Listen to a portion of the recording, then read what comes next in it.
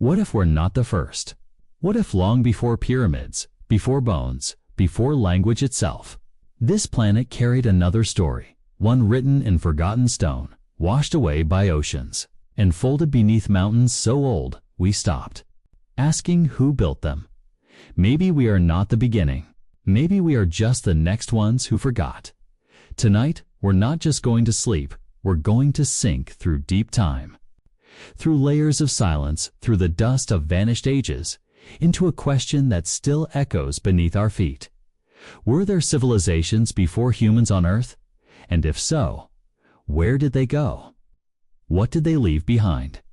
And are we standing on top of their bones, or living inside their dream? Before we begin, let me ask you something gently. Where in the world are you listening from tonight? And what time is it where you are?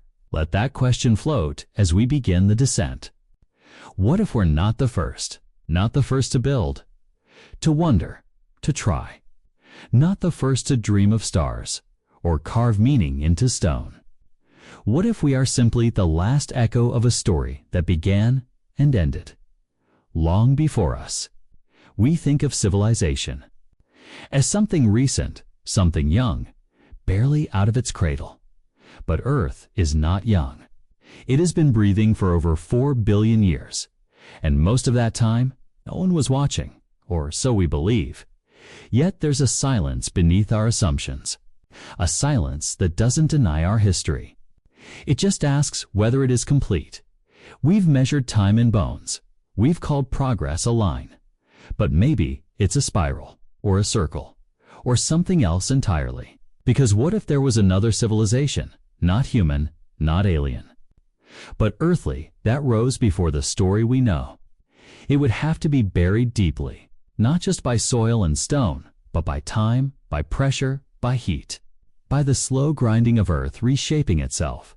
After all, Earth is not a static canvas. It erases, it folds, it forgets. The oceans rise and retreat. Mountains crumble. Continents drift like sleepwalkers across molten tides. Entire landscapes disappear beneath waves or are pulled into the mantle itself, subducted and rewritten into new forms. If a civilization once stood on land we now call seafloor, would we ever find it? Even now, only a fraction of the Earth's surface has been deeply studied, and under the sea, that realm is largely untouched, unexplored, a library of lost time kept quiet by water. Some say we would find evidence if something came before us, artifacts, bones, tools. But would we? Our own cities, if abandoned, would vanish in just a few thousand years. Steel rusts, concrete crumbles. Even plastics, our so-called immortal legacy, begin to break down in salt and sunlight. Now stretch that out across 10 million years. Or 100. Would anything remain? It's possible that something once lived here, something intelligent. But its legacy might not look like statues or pyramids. It might look like a strange layer of carbon, an isotope anomaly in deep rock, a forgotten structure mistaken for a natural hill. And if it never reached industrial technology, if it evolved along different lines using materials we wouldn't recognize, we might already have walked through its ruins without ever knowing. There are theories, speculative but rooted in scientific curiosity. The Silurian hypothesis, for instance. It asks, if a non-human civilization had existed millions of years ago, what traces would it have left? Would we detect them in sediment chemistry, in unusual fossil gaps, in unexplained climate spikes? So far, the answers are cautious. The evidence is faint. But the question refuses to disappear. And perhaps that's the most human part of us. The asking, because to wonder whether we are alone in the past is just another way of wondering who we are now. If we are the first, then we are the pioneers. The fragile flame of meaning in a long darkness. But if we are not, if others came before us, failed, flourished, vanished, then maybe we are part of a deeper pattern, a rhythm written into the planet itself. Maybe civilizations bloom like seasonal flowers. They rise, shine, and return to soil.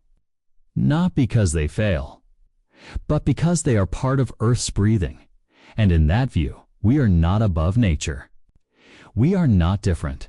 We are the latest breath. It's the most recent verse in a song older than memory. So what if we're not the first? It doesn't make us less. It makes the story longer, richer, more mysterious. It makes Earth less like a planet and more like a book and the page we're on. It may not be the first page. It's still being written. Before there were bones, there were stones. And before names, there was silence. We like to think bones hold the record of life, but stone came first. Stone stays longer. Stone remembers in ways we haven't yet learned to fully read. When we search for the past, we often look for skeletons, for tools, for carvings. But most of what came before left nothing that looks like us. No teeth, no skulls, no maps, just layers. Sediment becomes memory. Strata become the paragraphs of forgotten chapters. And somewhere between heat and time, stone becomes a slow library of everything that happened and everything that was lost. Geologists call it the rock record. But it's more than a record. It's a kind of language. One that speaks not in words, but in pressure. Not in ink, but in isotopes. Not in stories, but in signatures, somewhere deep within the crust of this world. Below mountains folded like paper and seashells crushed to dust, there are clues to something, traces of temperatures that shouldn't have been possible. Mineral compositions that hint at sudden change. Layers rich in carbon, not from forests, but perhaps from fire. Sudden fire. Fire on a scale that wasn't natural. There are moments in Earth's geologic memory where it seems something shifted. Fast, too fast for volcanoes.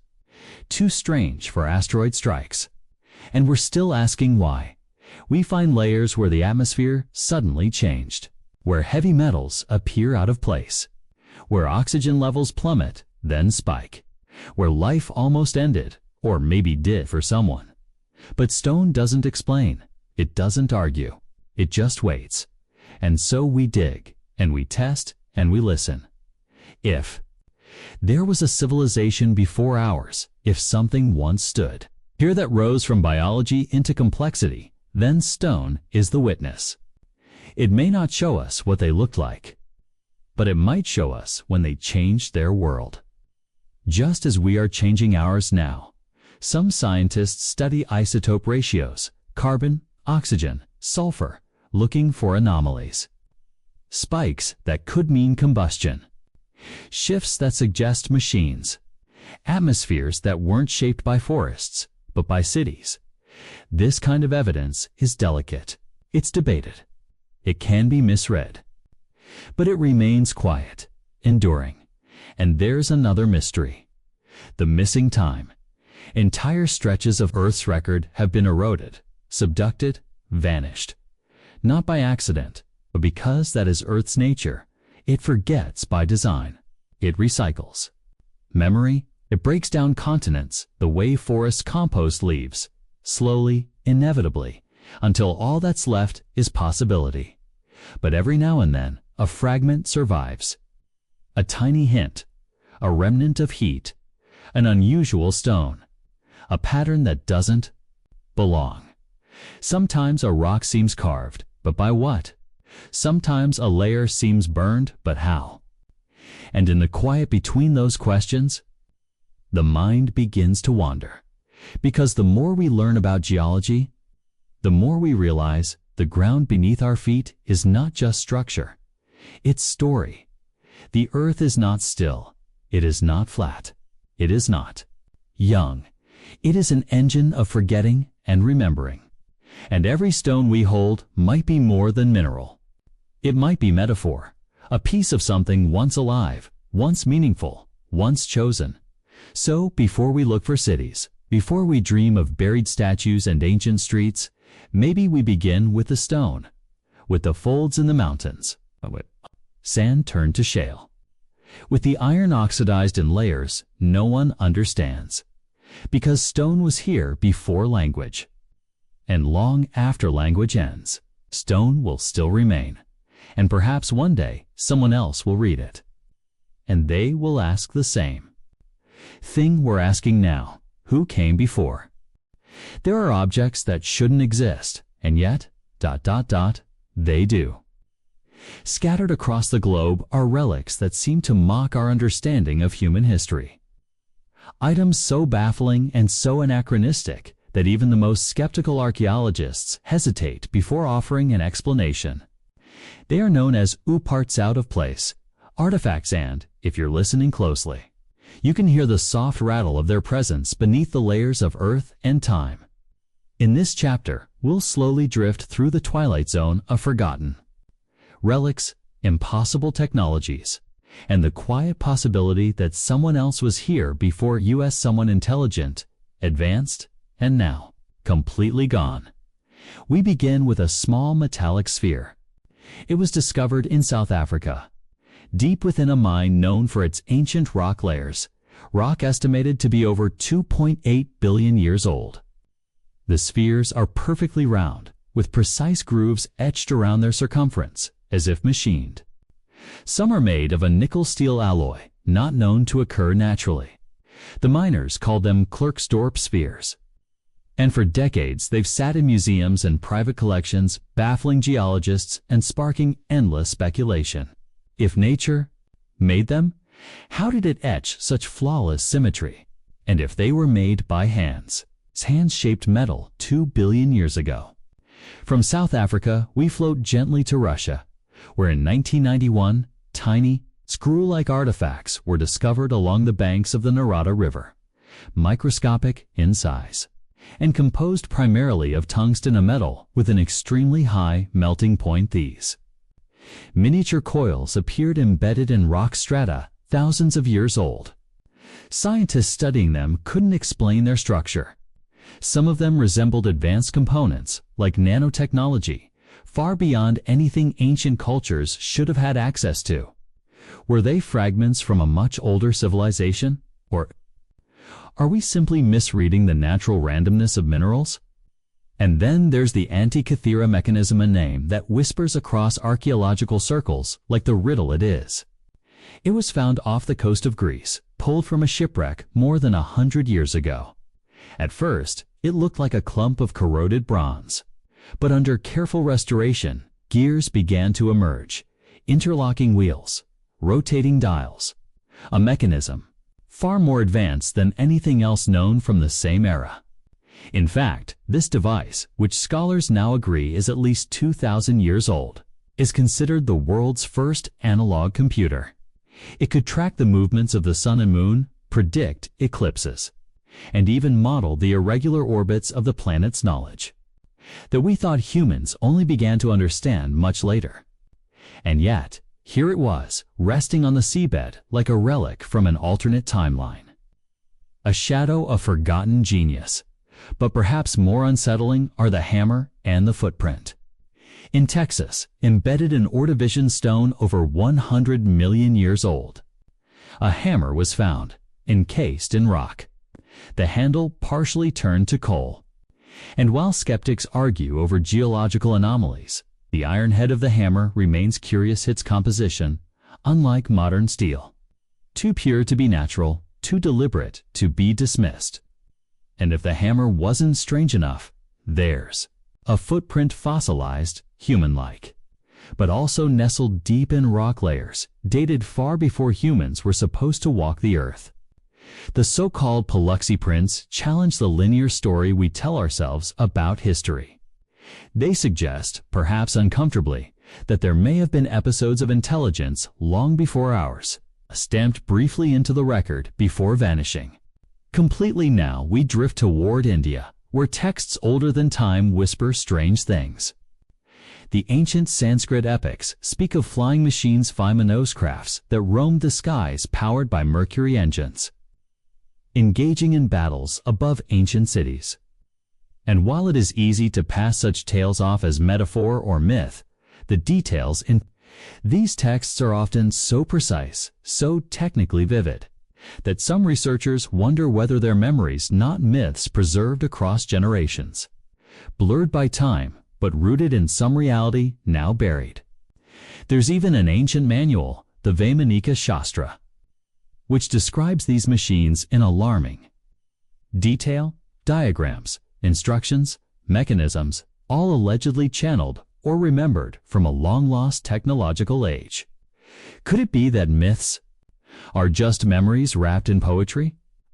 Further east, in Turkey, lies Göbekli Tepe, an archaeological site that has rewritten everything we thought we knew about early civilization. Over 11,000 years old, it predates Stonehenge by 6,000 years, and the Egyptian pyramids by even more. But this site wasn't a simple village. It was a temple complex filled with precisely carved megalithic pillars, arranged in astronomical alignments bearing symbols that hint at stories we've long forgotten. Who built Göbekli Tepe? And why was it deliberately buried, as if someone wanted to preserve it not for their future, but for ours?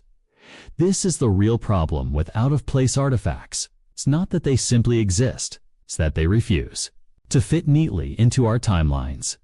They dangle in front of us like riddles from an earlier age, taunting our assumptions and teasing the idea that there was more, much more before us.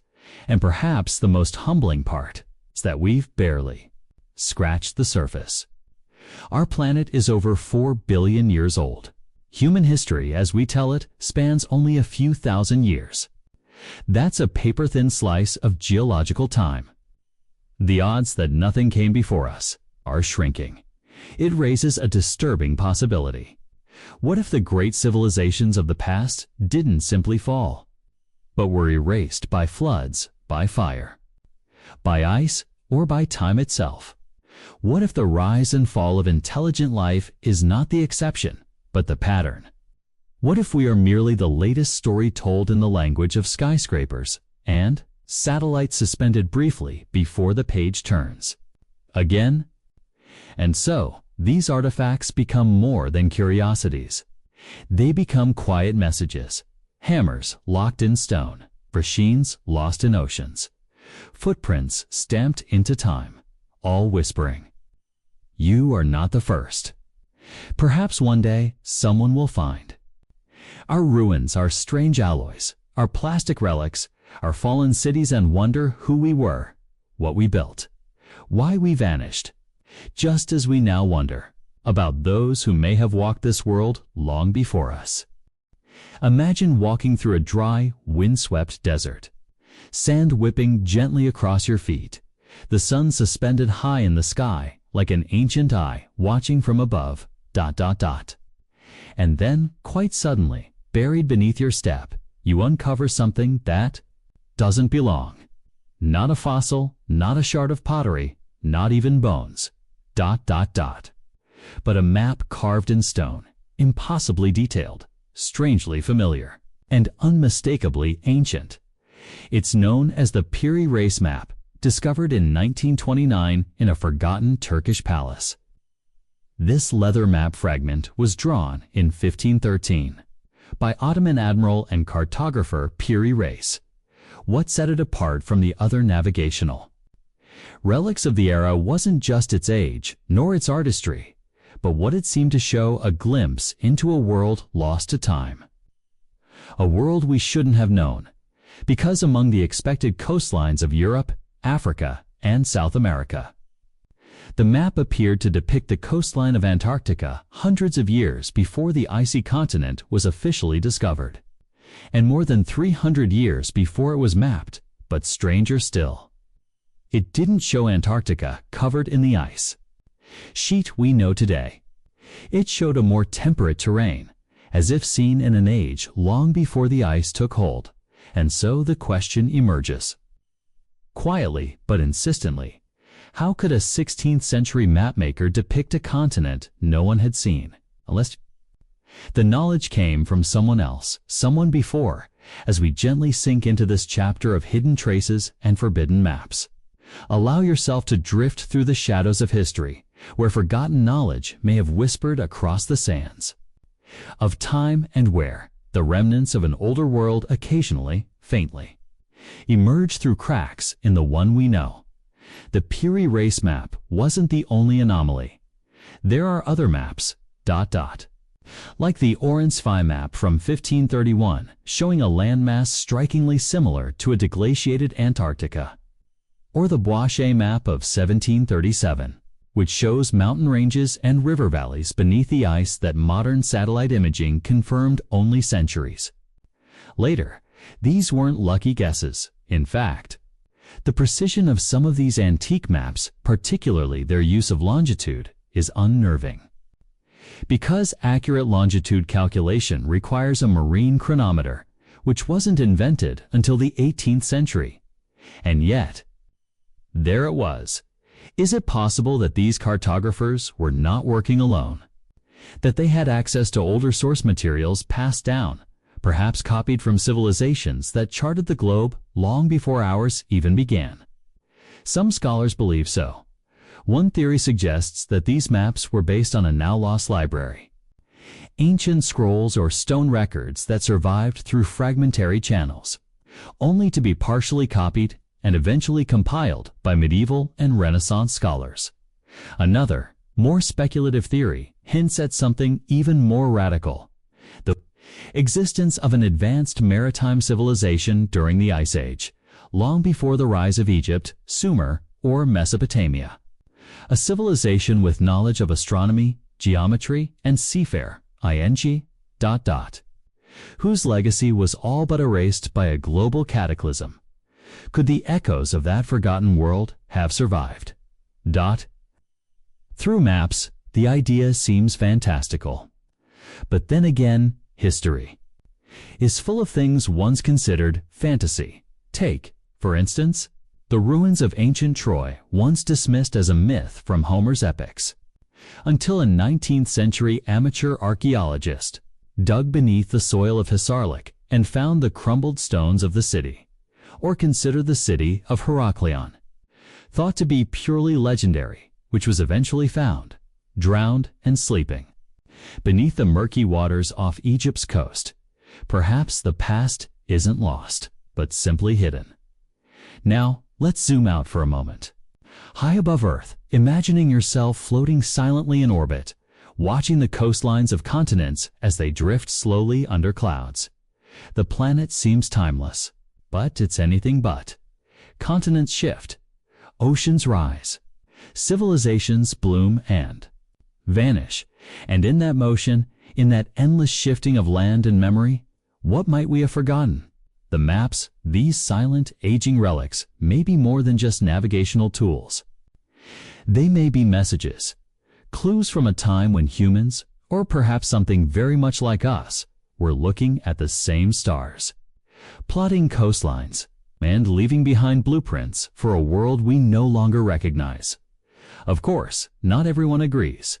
Mainstream scholars argue that the oddities in these maps are misinterpretations, that the so-called Antarctic coastline is simply a stylized depiction of South America, that ancient mapmakers were brilliant, yes, but not mysteriously so. And maybe that's true, but still, it doesn't explain everything. It doesn't explain the accuracy of the mountain ranges drawn under the Antarctic ice ranges that we only confirmed in the 20th century using seismic technology. Doesn't explain why the curvature and proportions on these ancient maps are so precise when even Renaissance Europe struggled with mathematical projection. It doesn't explain why the further back we look, the stranger things get. There's another angle to consider here. Memory, not the kind locked in the brain, but the kind held by the Earth itself. Is it possible that there were civilizations long ago? Civilizations advanced enough to leave behind records, and that a few scraps survived, perhaps through oral traditions, mythologies. Many indigenous cultures around the world speak of a time before the flood, before the great burning, before the sky fell. These are recurring themes, global ones, and what if? What if these myths are distorted memories of real catastrophes? Memories passed from tongue to tongue across thousands of years, eventually woven into songs, poems, and oral histories. And somewhere along the way, perhaps, drawn into maps by hands that had no idea just how ancient the knowledge truly was.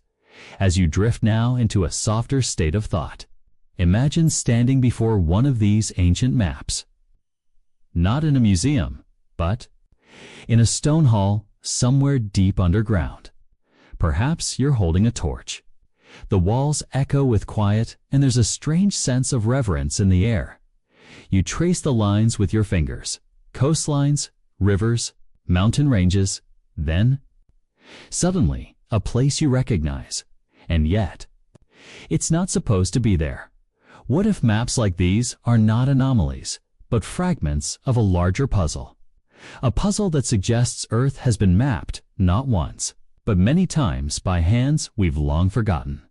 And as each wave of civilization fell and another rose, perhaps the maps, the quiet witnesses to all, remained hidden, waiting for rediscovery.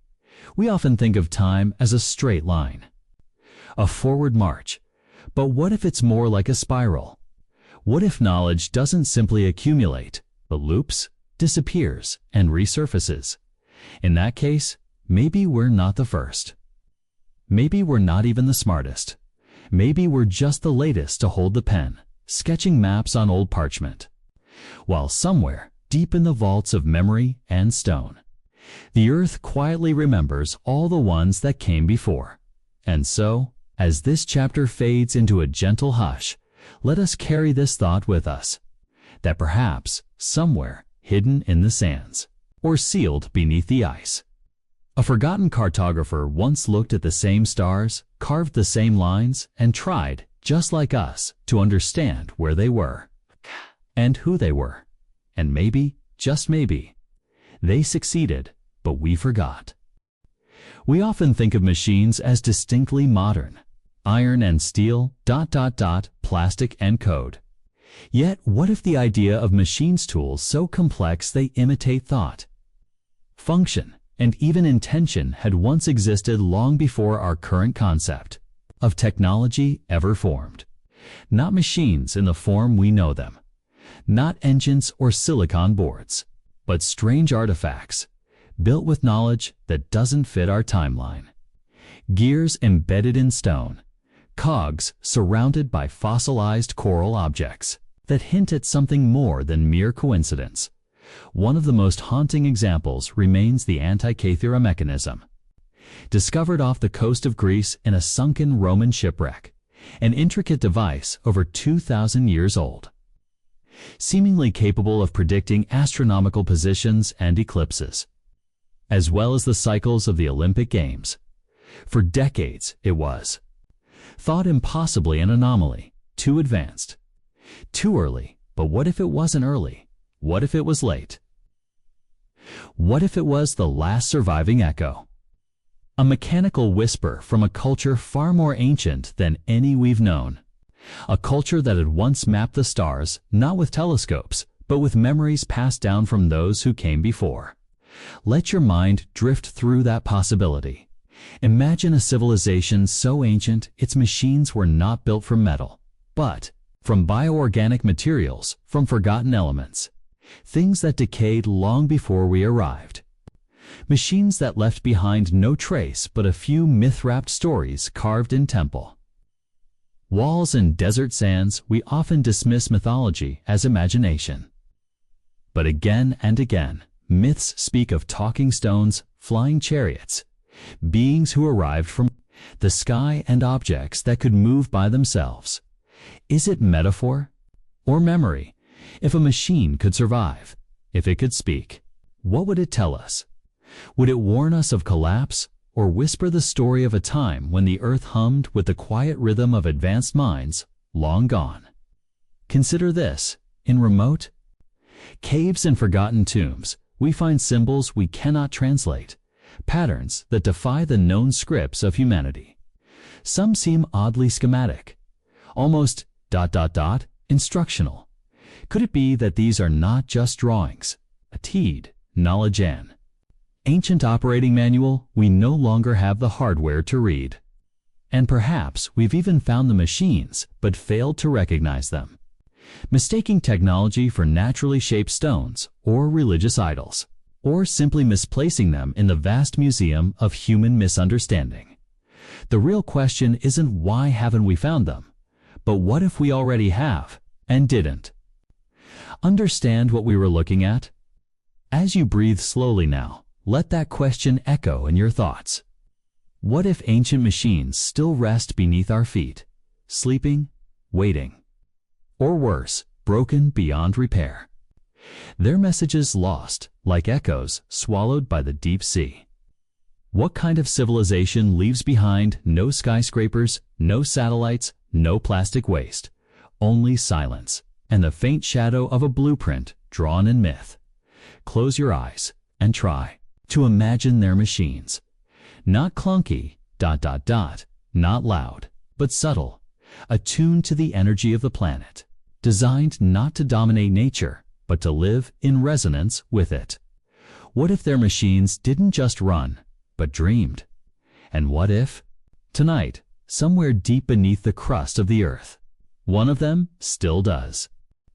There's a silence that hangs over ancient layers of earth, a silence not born of peace, but of finality, the kind that follows catastrophe. We often assume we are the pinnacle of civilization, the first to climb this far, but what if? We are merely walking across the buried bones of those who came before us.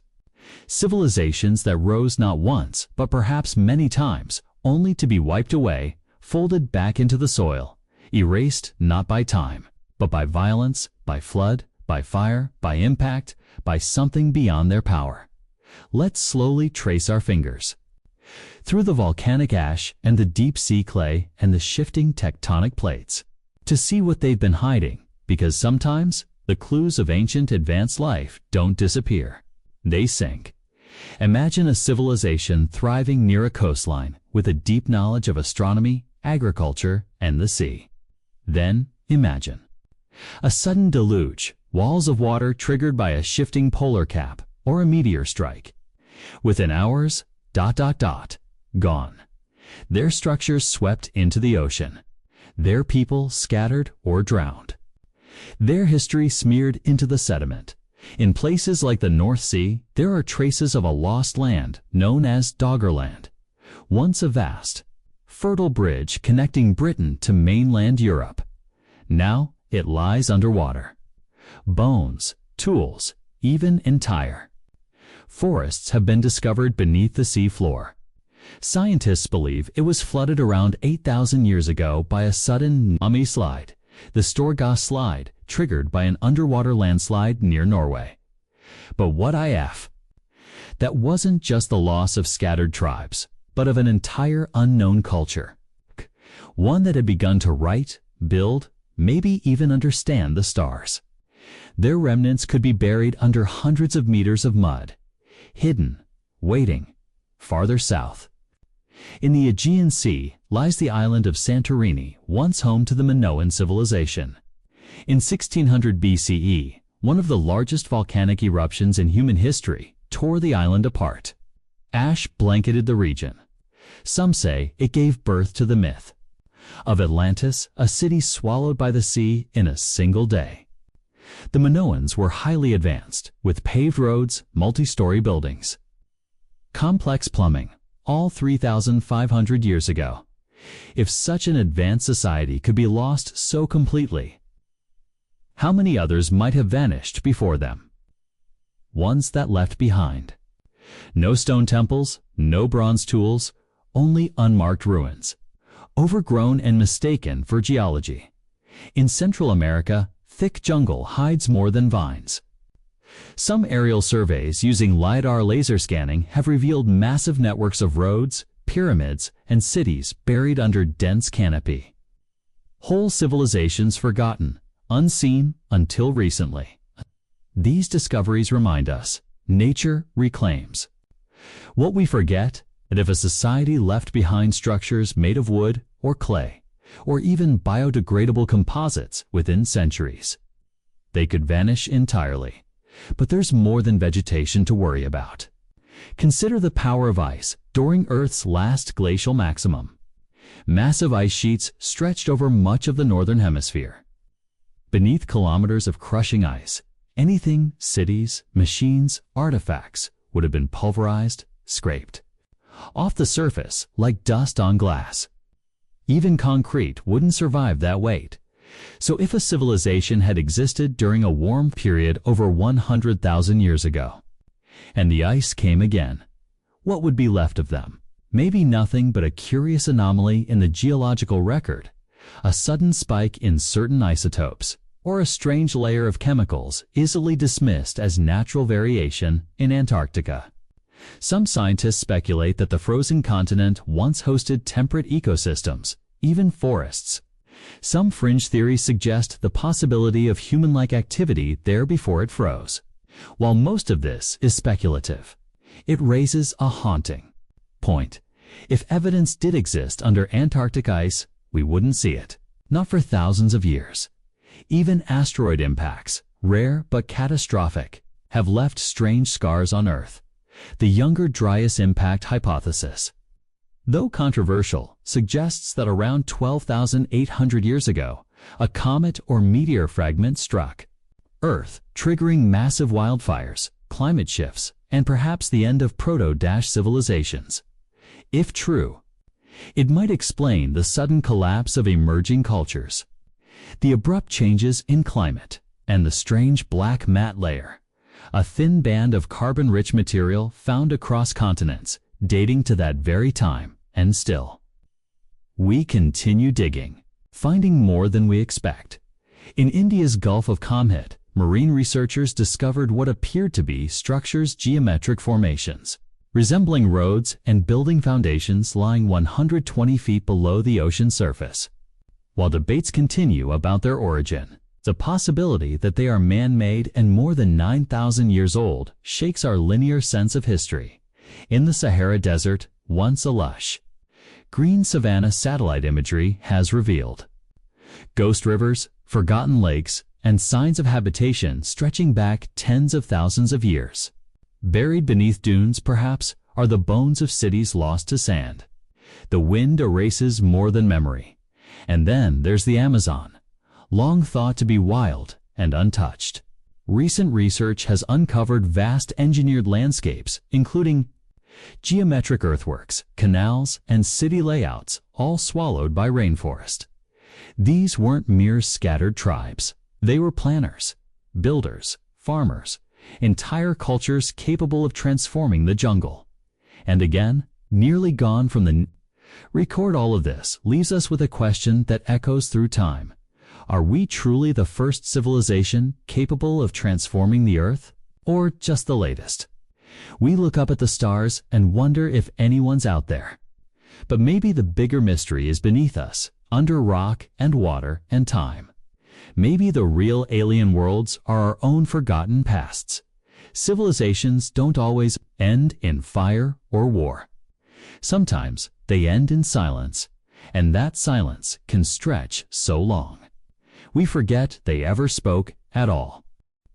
As we shift our gaze from deserts and oceans to the frozen ends of the Earth, a question begins to whisper through the cold winds of speculation: what lies beneath Antarctica's miles-thick ice, locked away for millions of years, untouched by sunlight, unseen by modern man, and perhaps holding secrets to an epoch that predates our very understanding of civilization itself.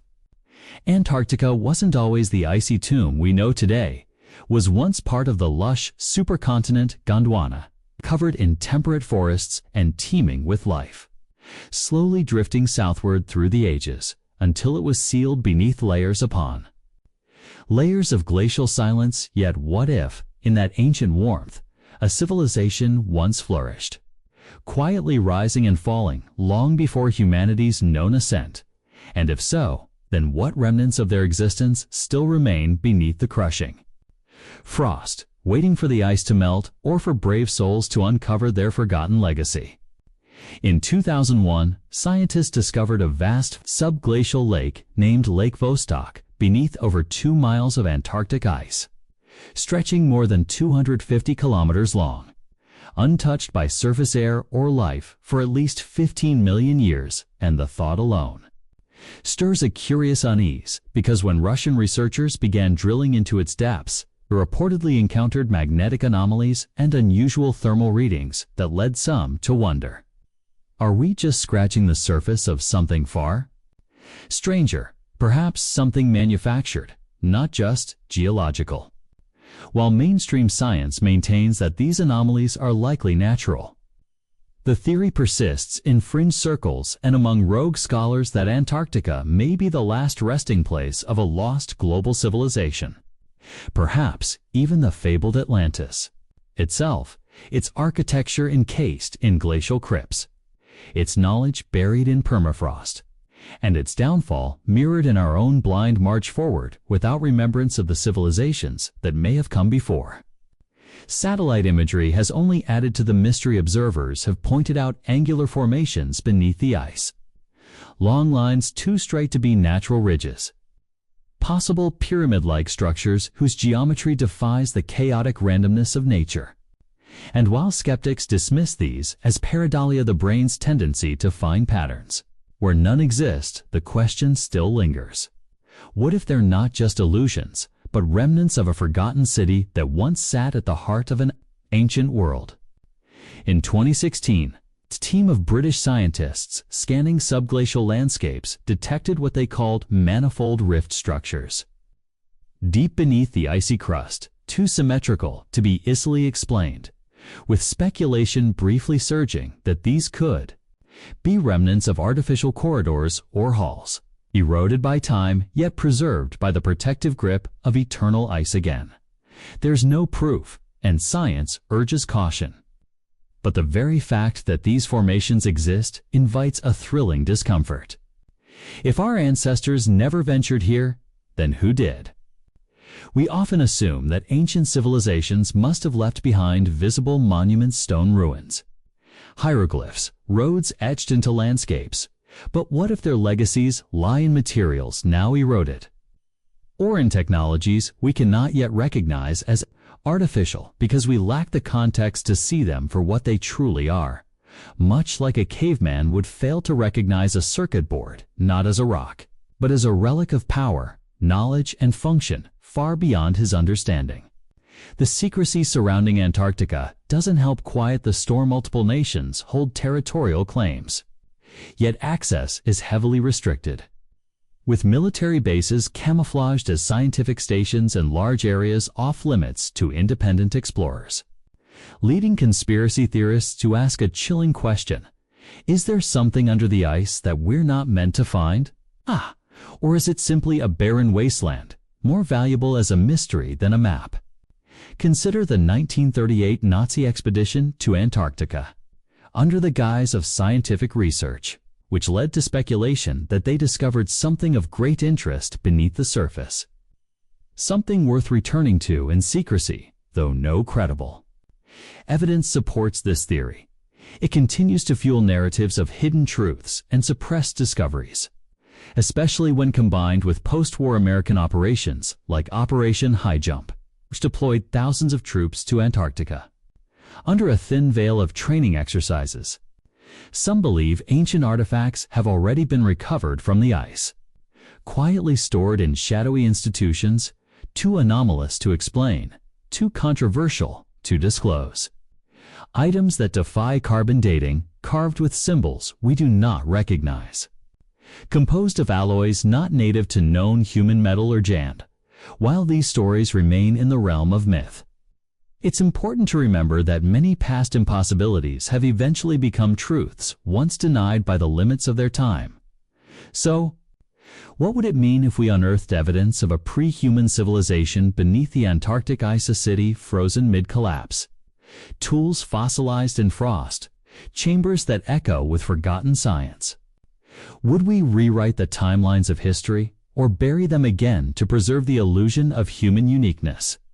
Would we embrace our role as successors to an ancient Earth, or recoil in denial at the possibility that we are not the first to rise, nor the last to fall? Perhaps the greatest fear is not that such civilizations never existed, but that they did, and fell, and we are doomed to repeat their cycle in ignorance, never learning from the silent stories trapped beneath the continents. We've long forgotten to question. Antarctica then becomes more than a frozen landmass, it becomes a mirror, a memory, a mausoleum of what might have been a whisper from the deep cold that asks us not just who we are, but what we've lost in the snowstorm of history. And, in the end, maybe the silence isn't from the absence of past civilizations, but from the effort to keep their voices unheard, to keep their warnings buried beneath ice and indifference. A civilization not lost, but hidden, waiting for the thaw. Beneath the soil, beneath a layered hush of sediment and the press of forgotten time, lies a language that should not exist, a series of repeating, interlocking, echoing signals etched into the landscape itself. Not carved with intention, perhaps, yet persistent across epochs, so symmetrical that they force us to question whether nature alone could be this exacting, whether random, geological chance could have birthed patterns that mirror the ones found in modern architecture, abstract circuitry, or even the complex coding of a neural net ... in the deserts of Peru. Strange lines stretch for miles, not just the famous Nazca ones we've long romanticized with tales of ancient astronauts, but lesser-known arrangements buried under layers of shifting sand and sediment, geometrically flawless yet unreachable by any tools we know the ancient cultures possessed. And when scanned from above, they form not just shapes, but interlocking matrices parallel to how data might be stored in magnetic fields or photonic grids, and you begin to wonder, could Earth itself be storing information, hiding it in stone ... and in caves across India and the Balkans? Glyphs appear that resemble no known language, not tribal, not linguistic in the human sense, but mathematical, symmetrical, recursive, the kind of symbols that would make more sense to a machine than a person. And yet they're drawn by hands that lived thousands of years ago. Tools crude, lives brief. Yet somehow they traced what looks like the basic diagrams of resonance, wave interference, magnetic flux, spirals with Fibonacci precision, and no one teaches that to people living in 10,000 BC. There's a theory, not mainstream, but growing louder in circles that study ancient resonances and patterns, that some parts of Earth itself might be shaped to hold memory, not the conscious kind, not language or image, but a substrate for memory, like clay formed to hold vibrations where a structure once stood, and when it falls, the echo of its energy remains, and these echoes slowly reshape the stone around them into patterns, and if someone stumbles upon it millennia later, they will not know why, but will feel a deep, subconscious recognition, ... And this theory posits that beneath our deepest minds, below the level of fossils and lava flow, beneath even the Precambrian layers, are deposits shaped not by geology, but by pressure from once existing megastructures, not cities, necessarily, but something between technology and architecture, like neural pathways built of iron and crystal, long collapsed and weathered into anonymity, their only legacy the subtle, unnatural alignment of magnetic fields and quartz formations that now confuse our instruments and spark local legends of haunted land. One such place lies in Western Australia, in a site called the Pilbara Craton, the oldest piece of exposed Earth on the planet, some 3.6 billion years old, and when scientists ran resonance imaging scans of its subsurface rock, they noticed something peculiar, a lattice-like structure.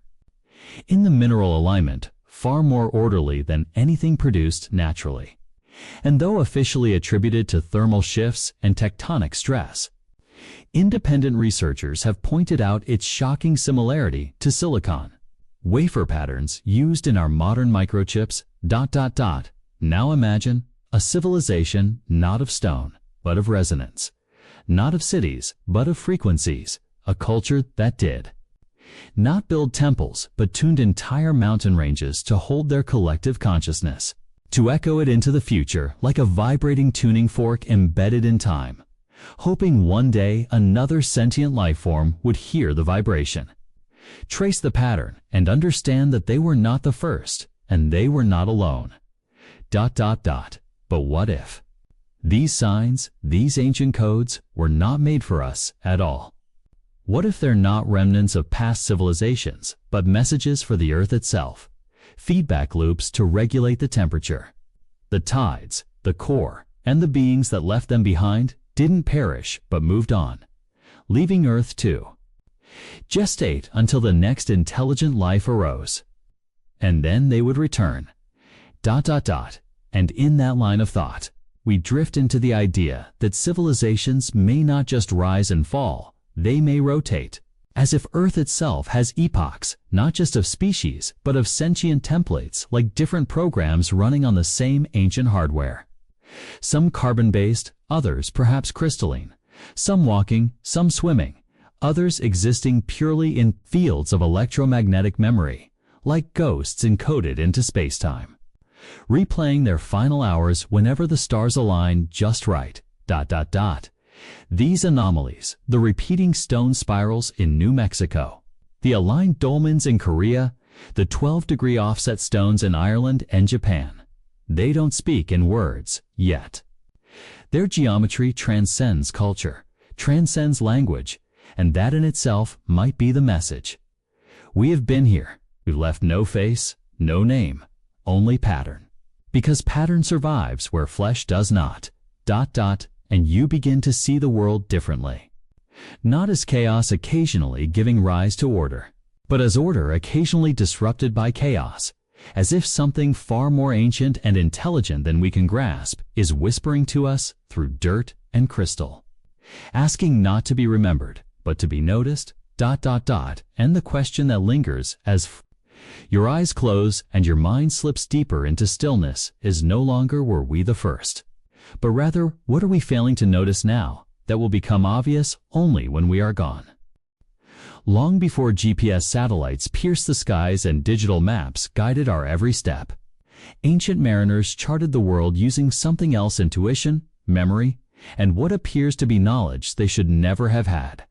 Among the many relics of our mysterious past, a few scrolls and parchments whisper strange truths. They depict coastlines supposedly hidden beneath ice for thousands of years. They chart islands that officially never existed. And they raise an eerie question: who was mapping the Earth before us?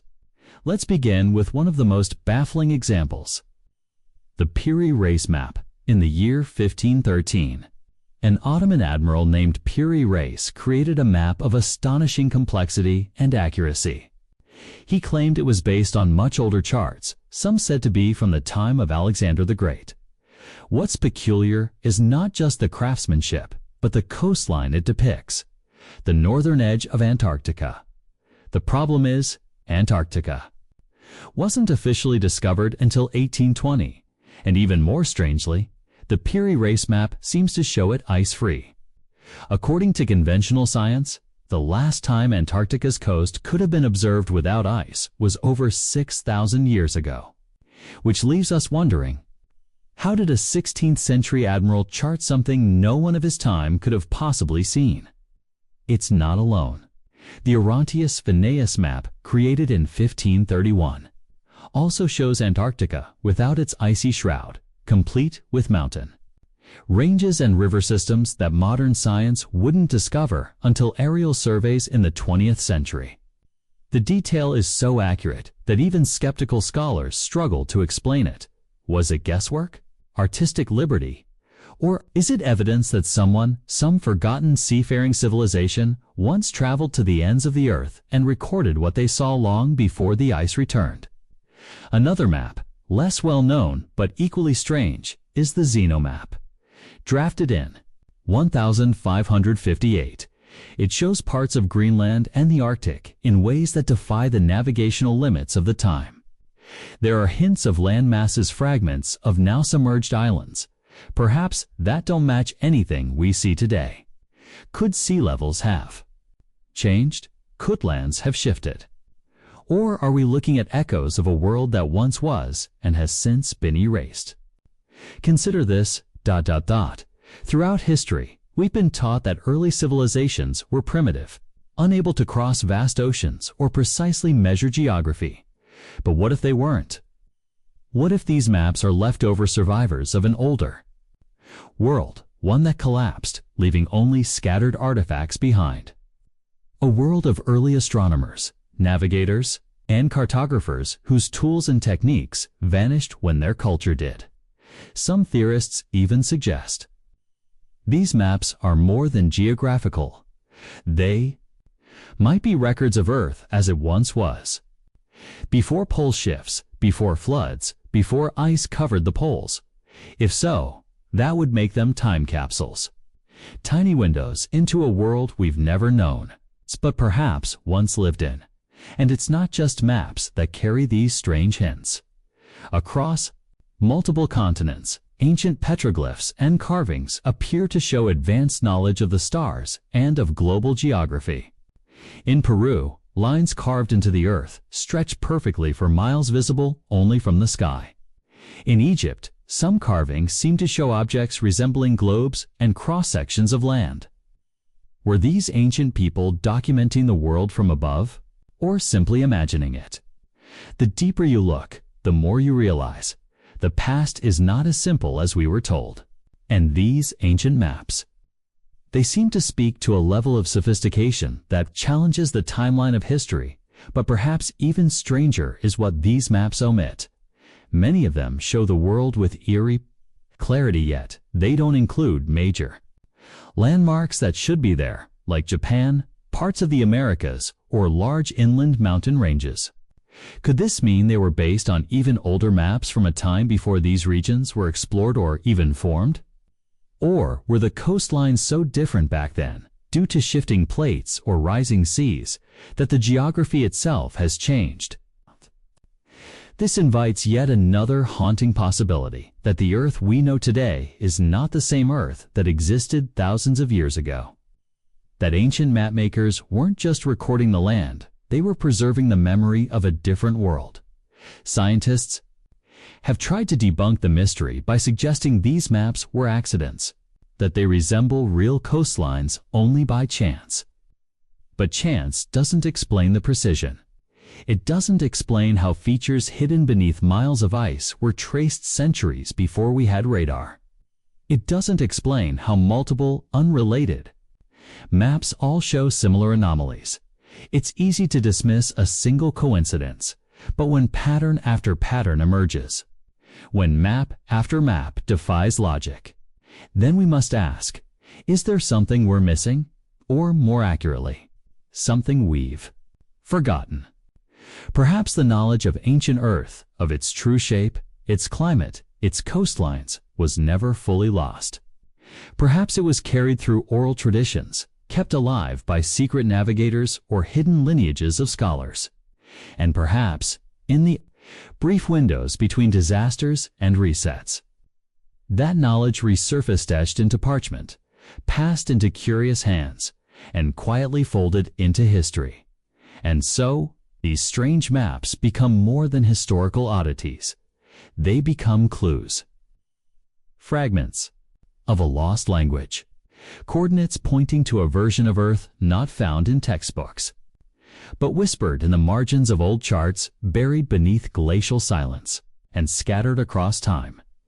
As you drift through this thought, imagine standing before an ancient table, a candle flickering beside a faded scroll, a navigator of forgotten oceans laying ink across a page, and in that moment, recording a world you've never seen, yet somehow recognize. A world before us. Now close your eyes and let the lines of these maps guide you, not just across geography, but across memory, across deep time, toward whatever lies beneath the ice, beyond the shorelines, and behind the veil of history itself. The desert winds sigh across the silent plains of Algeria, sweeping through the scattered stones of Tassili Najjar, a barren region known for its vast sandstone plateaus and hauntingly beautiful rock art. These aren't ordinary scratches.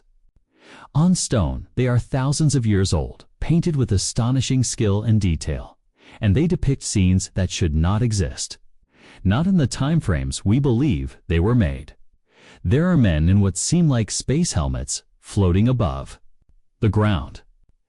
There are animals long extinct, painted side by side with strange humanoid figures and symmetrical, geometrically perfect patterns spiraling out from their bodies, as though they were emanating energy or intelligence beyond their time.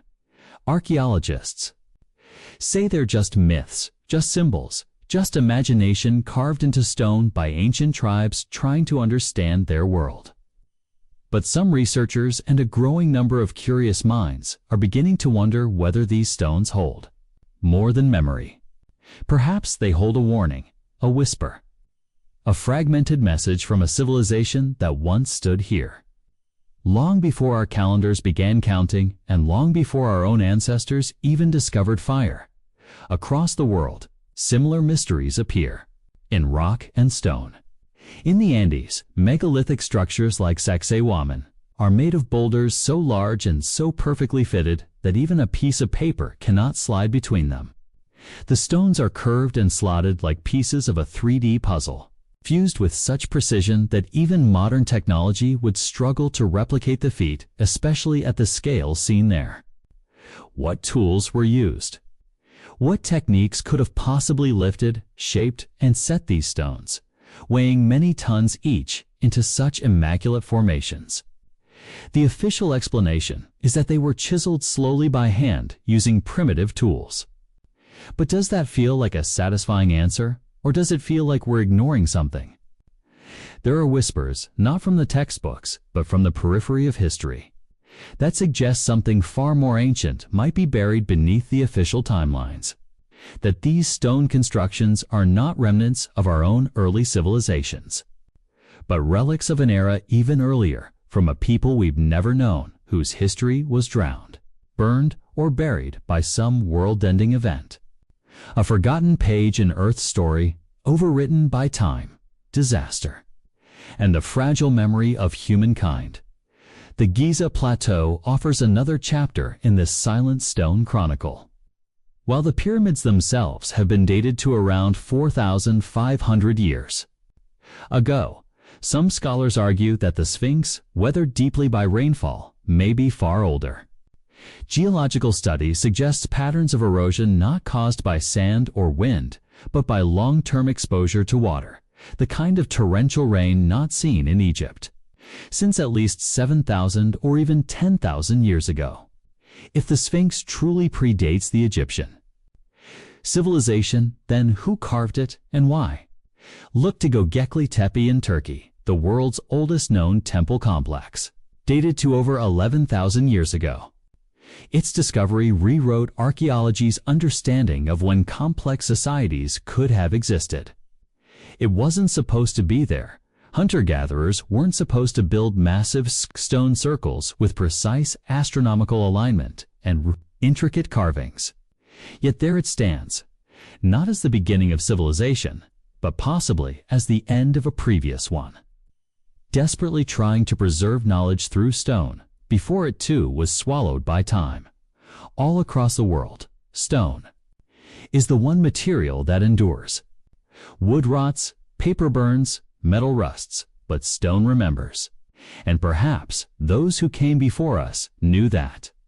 Perhaps they chose to speak in stone because they knew it would be their only voice left standing after the floodwaters receded. After the earthquakes cracked continents apart, after the sky turned black and time moved on. Perhaps they hoped we'd one day find these messages, buried beneath dust and denial. And if we listen closely, not just with our ears, but with our curiosity, we might begin to notice patterns. Patterns in the alignment of temples to stars. Patterns in the repetition of myths across continents. Patterns in the way that megalithic ruins seem to echo one another, even when they're separated by oceans and separated by cultures that, officially, never made contact.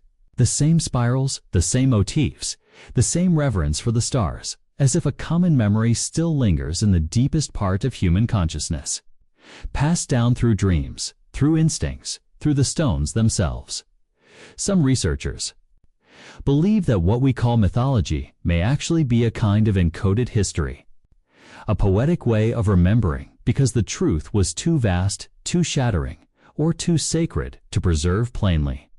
The great flood that appears in hundreds of creation stories, the sunken cities, the gods that descended from the sky in blazing light and taught mankind how to grow crops, build temples, study the stars. Were these metaphors, or were they memories? If a global civilization once existed tens of thousands of years ago, it may have been nearly erased by a cataclysmic event. Not just one culture, but an entire network of advanced knowledge, architecture, and philosophy gone.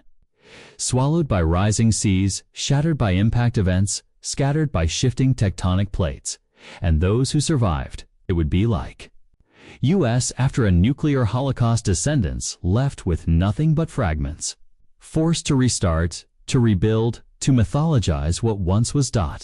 Is it possible that stone was their last message to us? Is it possible they believed, as we believe now, that someone would come after? Someone who would wonder, someone who would listen. So when you next see an ancient ruin, a crumbling monument, or a piece of artwork etched into stone by hands long turned to dust, ask yourself, is this a relic of our past, or a breadcrumb from a civilization older than memory? We don't need to believe blindly in ancient aliens or fantastical theories. We simply need to stay curious. To allow the possibility that history isn't as linear or as simple as we once thought. At beneath our feet, under the layers of soil and time, there might be stories still waiting to be unearthed, written in stone. For those who choose to listen, and maybe, just maybe, they've been waiting for us all along. Imagine standing atop the frozen wastelands of Antarctica, a place so barren, so hostile, so empty, and yet so loud with mystery, the wind howls like it remembers something we don't. The glaciers creak and shift as if groaning under the weight of secrets they've buried for millions of years. And below the crushing silence of the ice, we begin to hear whispers of something impossible. The idea that beneath these ancient sheets, there might be ruins, not rocks, not natural formations, but the decayed remnants of once upright towers. Stone steps leading nowhere. Chambers that were carved, not formed. There are satellite, anomalous-odd geometric patterns under the ice, seen only through remote sensing scans. Perfectly straight lines running for hundreds of meters, intersecting at right angles in ways nature doesn't usually construct. Some call them glacial formations. Others wonder if they're the shadows of a forgotten city. In 2016, strange reports emerged. Google Earth users spotted bizarre shapes beneath the Antarctic ice domes, pyramidal silhouettes, and symmetrical patterns. One particularly famous case showed what appeared to be a triangular mountain, but its sides were so smooth, so even, so perfectly sloped, that it looked more like a pyramid than any natural peak. What if it was? Antarctica wasn't always frozen. Roughly 30 to 40 million years ago, it was a warm, forested continent lush with vegetation, rivers, and possibly even animal life. Some scientists estimate that pockets of ice-free land may have existed as recently as 6,000 years ago.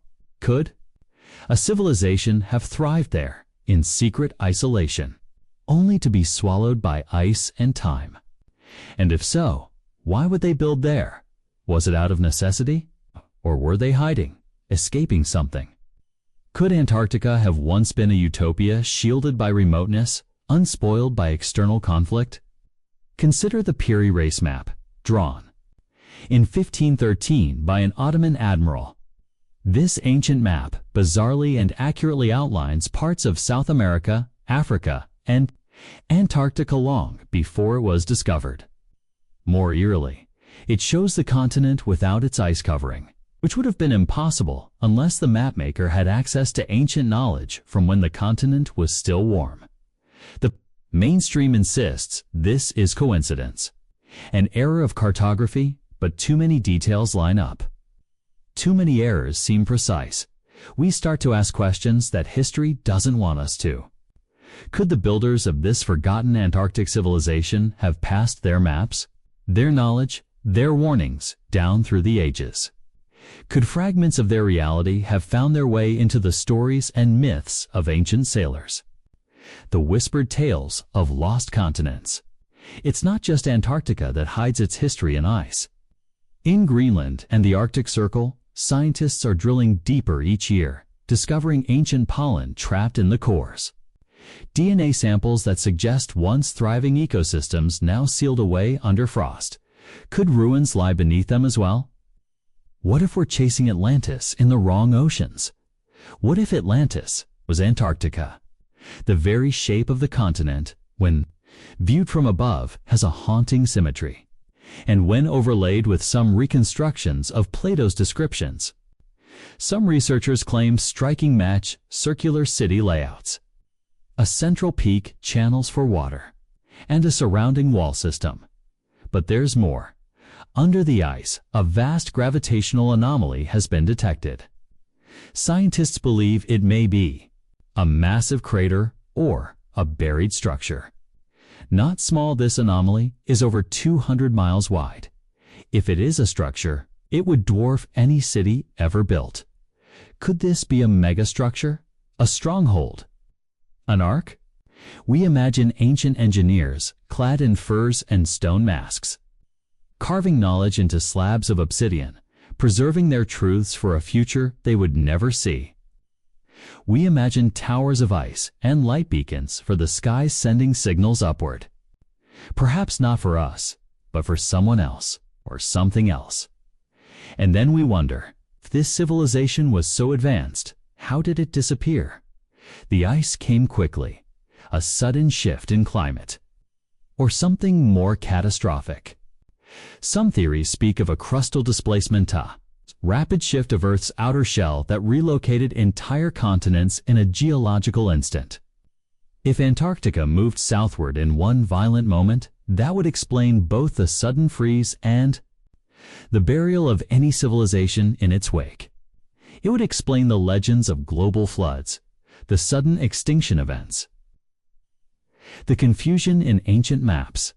Maybe the story isn't about a civilization that lived in Antarctica, but about a continent that moved and took its people with it, freezing them in place, erasing their memory. And yet, ice is not eternal.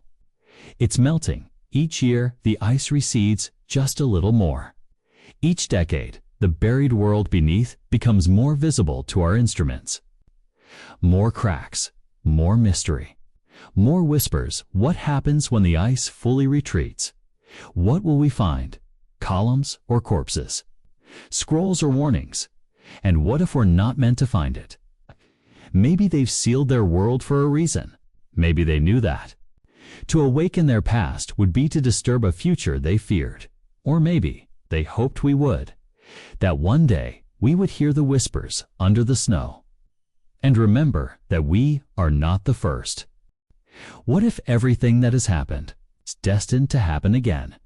Not in the poetic sense, but in a literal, cyclical, mathematical recurrence.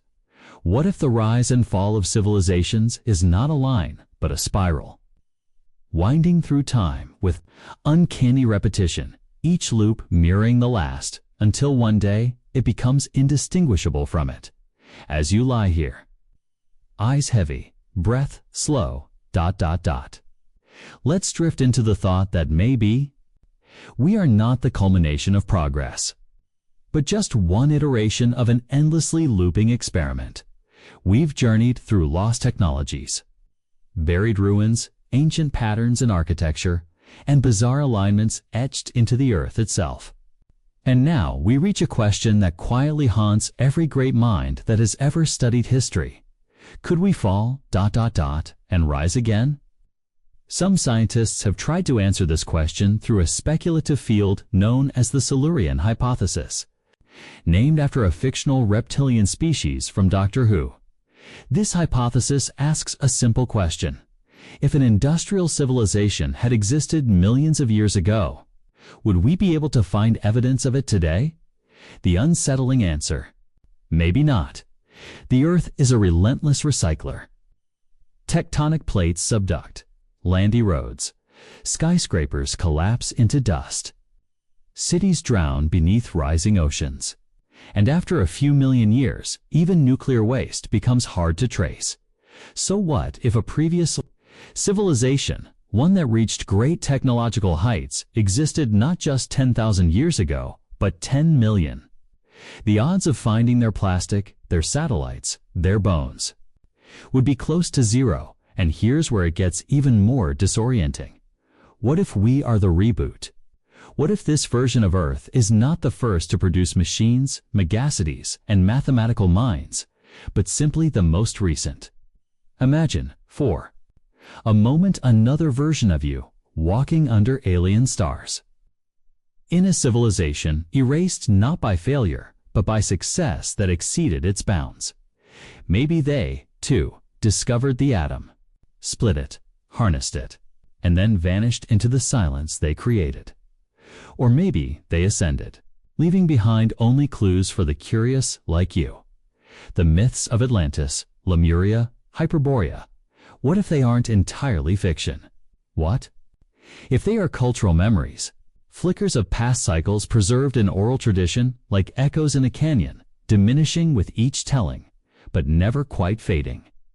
And if these memories exist, what responsibility do we carry? Here's a chilling thought: if we're part of a repeating loop, then collapse is inevitable. It's not a matter of if, but when. Civilizations may always reach a point where they unlock technologies faster than they develop the wisdom to use them. AI, climate modification, weapons that can tear the fabric of matter itself. Tools we wield now, just as a lost people might have before us. And so we arrive at the recursive riddle. Can the loop be broken? Can we become the first civilization in Earth's deep, layered history to escape the pattern, to rise and remain, to imagine futures, not just repeat pasts? Some thinkers believe we can, but only if we learn to see time differently, not as a race, not as a conquest, but as a garden. Civilizations are like seasons, they say, sprouting, blooming, falling, but each with seeds hidden deep in the soil of memory. And in this metaphor, perhaps our task is not to conquer time, but to compost it, to learn from the decay, the ruin, the ash of what came before, and grow something wiser. But to do that, we must remember not in facts, but in feeling, in the deep intuition that we're walking a path others may have walked, in the humble curiosity that makes us ask not just how, but why. Why are we here? Why do we build? Why do we forget? The final question, then, is one only you can answer. What will you leave behind? Will your footprint be one of destruction, one of wonder? Will future archaeologists, human or otherwise, look back at this moment and see a civilization that broke the cycle, or just another shadow in the sediment? The choice may not be in the hands of governments or empires or machines. It may be here, now, inside a single person, lying quietly, listening to the story of a world that may have been born and reborn 1,000 times before. So rest now, not with fear, but with awe, because you are part of something vast, something recursive, something still unfolding, and maybe, just maybe, this time, we'll get it right. Beneath the blistering horizon of the Libyan desert, where dunes shift like waves and the wind sings ancient songs through sun-baked ravines, there are whispers, not of men, not of gods, but of forgotten knowledge, sealed under centuries of drifting silence.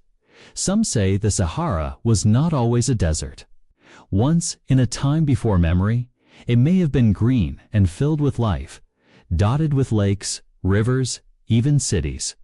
Not fables, but evident satellite imagery has revealed ghost rivers beneath the sands. Their ancient channels now buried under eons of dryness. And around these phantom rivers, rumors swirl of structures, walls, strange formations that seem too regular to be entirely natural.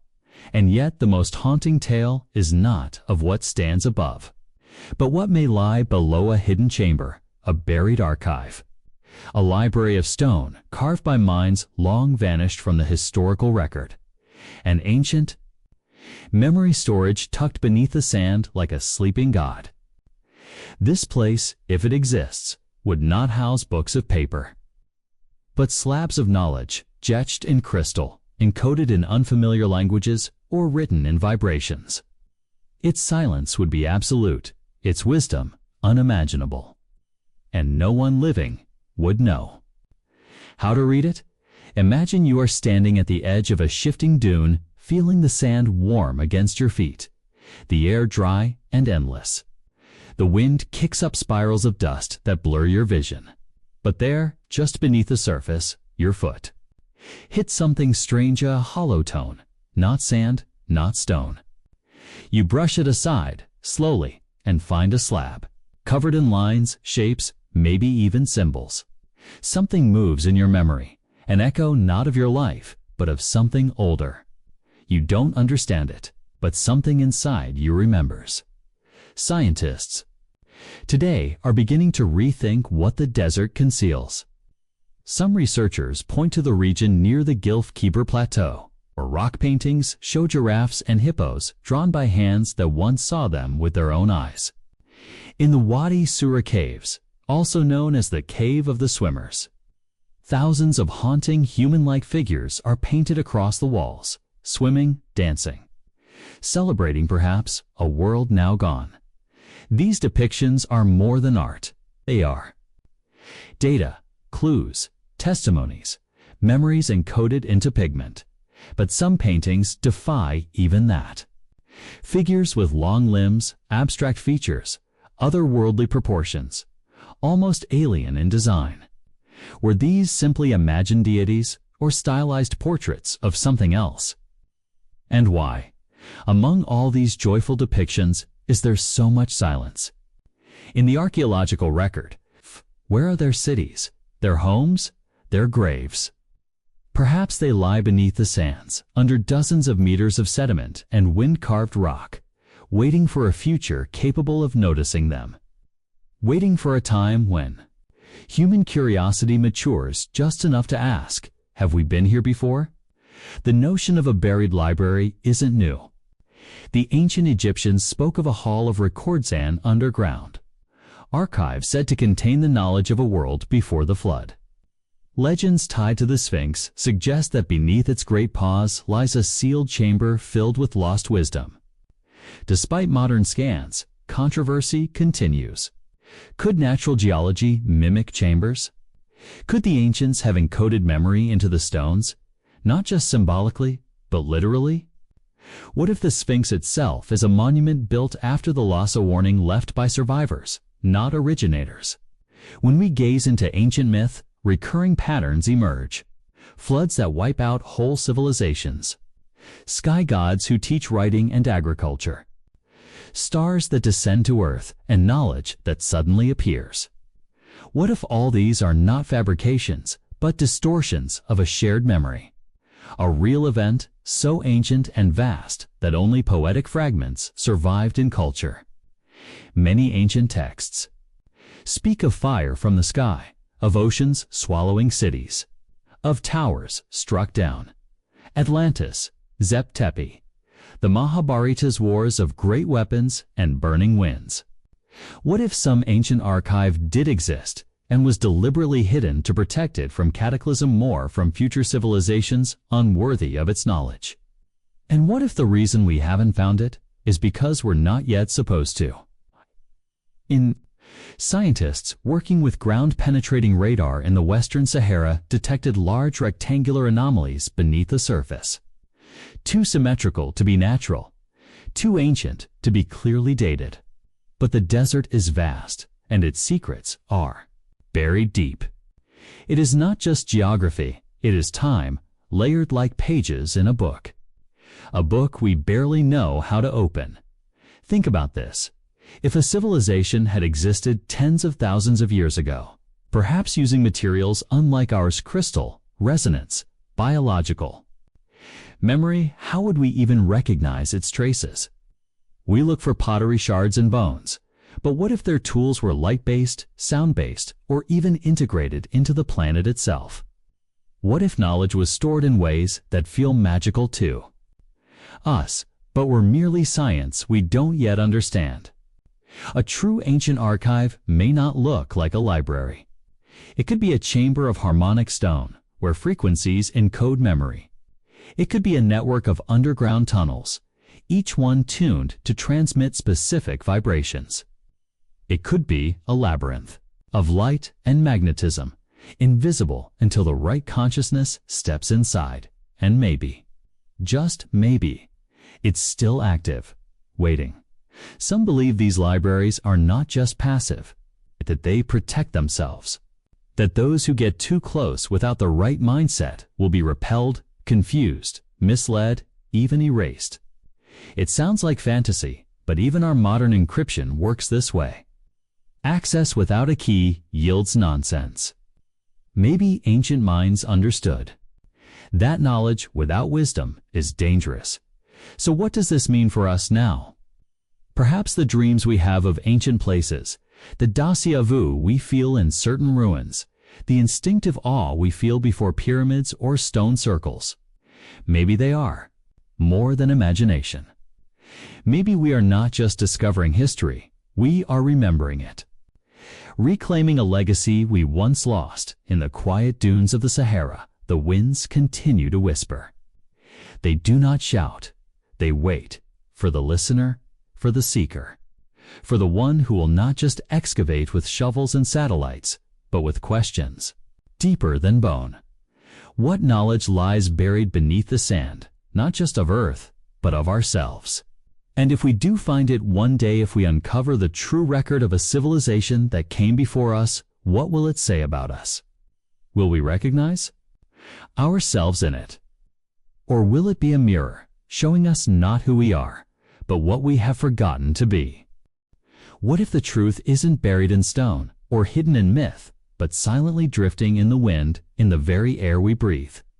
Let us look away from megaliths and lost maps, from shattered cities and drowned deserts, and instead trace a more invisible trail, a signature that fire always leaves behind. Carbon, the breath of combustion, the shadow of destruction. Our modern civilization leaves behind carbon in overwhelming volumes. Factories belch it into the skies. Engines whisper it in invisible fumes. Forests fall to it in smoke and ash. And long after cities are turned to dust, long after satellites fall from orbit and concrete crumbles into mossy ruin, the Earth will still hold a record of that fire, deep in the geochemical memory of its rocks and oceans. This chapter asks one haunting question. Have there been past industrial civilizations that burned, rose, and vanished, leaving behind only subtle carbon scars? In 2018, NASA climate scientist Gavin Schmidt and astrobiologist Adam Frank posed a curious scientific question in a paper titled The Silurian Hypothesis, inspired by a Doctor Who episode where intelligent reptiles once ruled the Earth. They didn't propose that dinosaurs built skyscrapers, but rather asked this: could we detect an earlier civilization in the geologic record, if it existed? Millions of years ago. It's a thrilling question. If a civilization rose 60 million years ago, during the Paleocene epoch, what would remain? Not their bones, not their buildings, not their books, not even their satellites.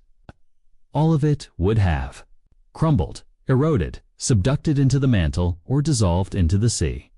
But perhaps, just perhaps, their energy signature would still be there. The Earth remembers in its rocks.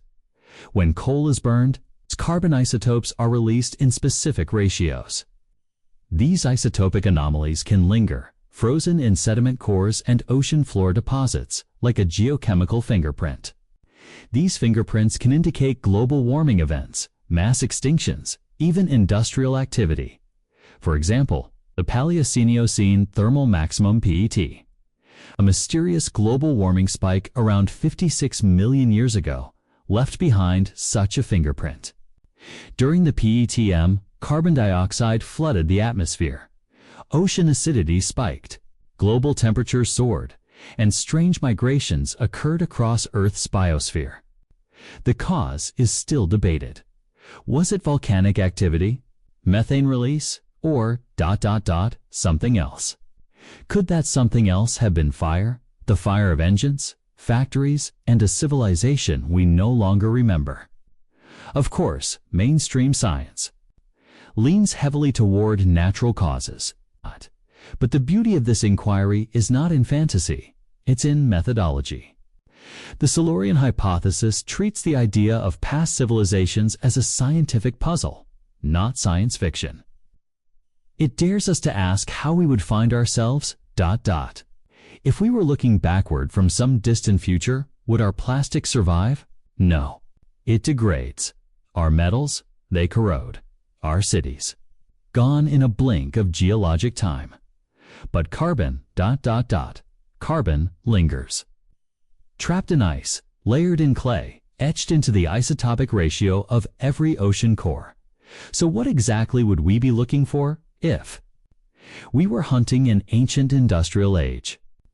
First, abrupt climate events. Temperature shifts in the rock record that are not easily explained by volcanism or orbital cycles. Second, it's unusual concentrations of heavy metals or synthetic chemicals, the kind that don't occur in nature without manipulation. Third, the sudden appearance of novel materials, polymers, microplastics, even nanostructures. Fourth, signs of mass extinction that align with these anomalies, as if the biosphere buckled under a sudden severe artificial change. Some researchers have even wondered about lost mining activity. The civilization had harvested the easy-to-access ores millions of years ago, then we, their successors, would be finding only the harder-to-reach veins. In other words, the missing minerals of the past could be an absence that points to presence. Absence, it's a form of evidence, it's a strange and beautiful reversal. Instead of finding ruins, you find the shadows of what should have been there. But eyes in single quotes, now, let's turn to another intriguing path. Fossil fuels. The industrial age we live in depends heavily on fossil fuels.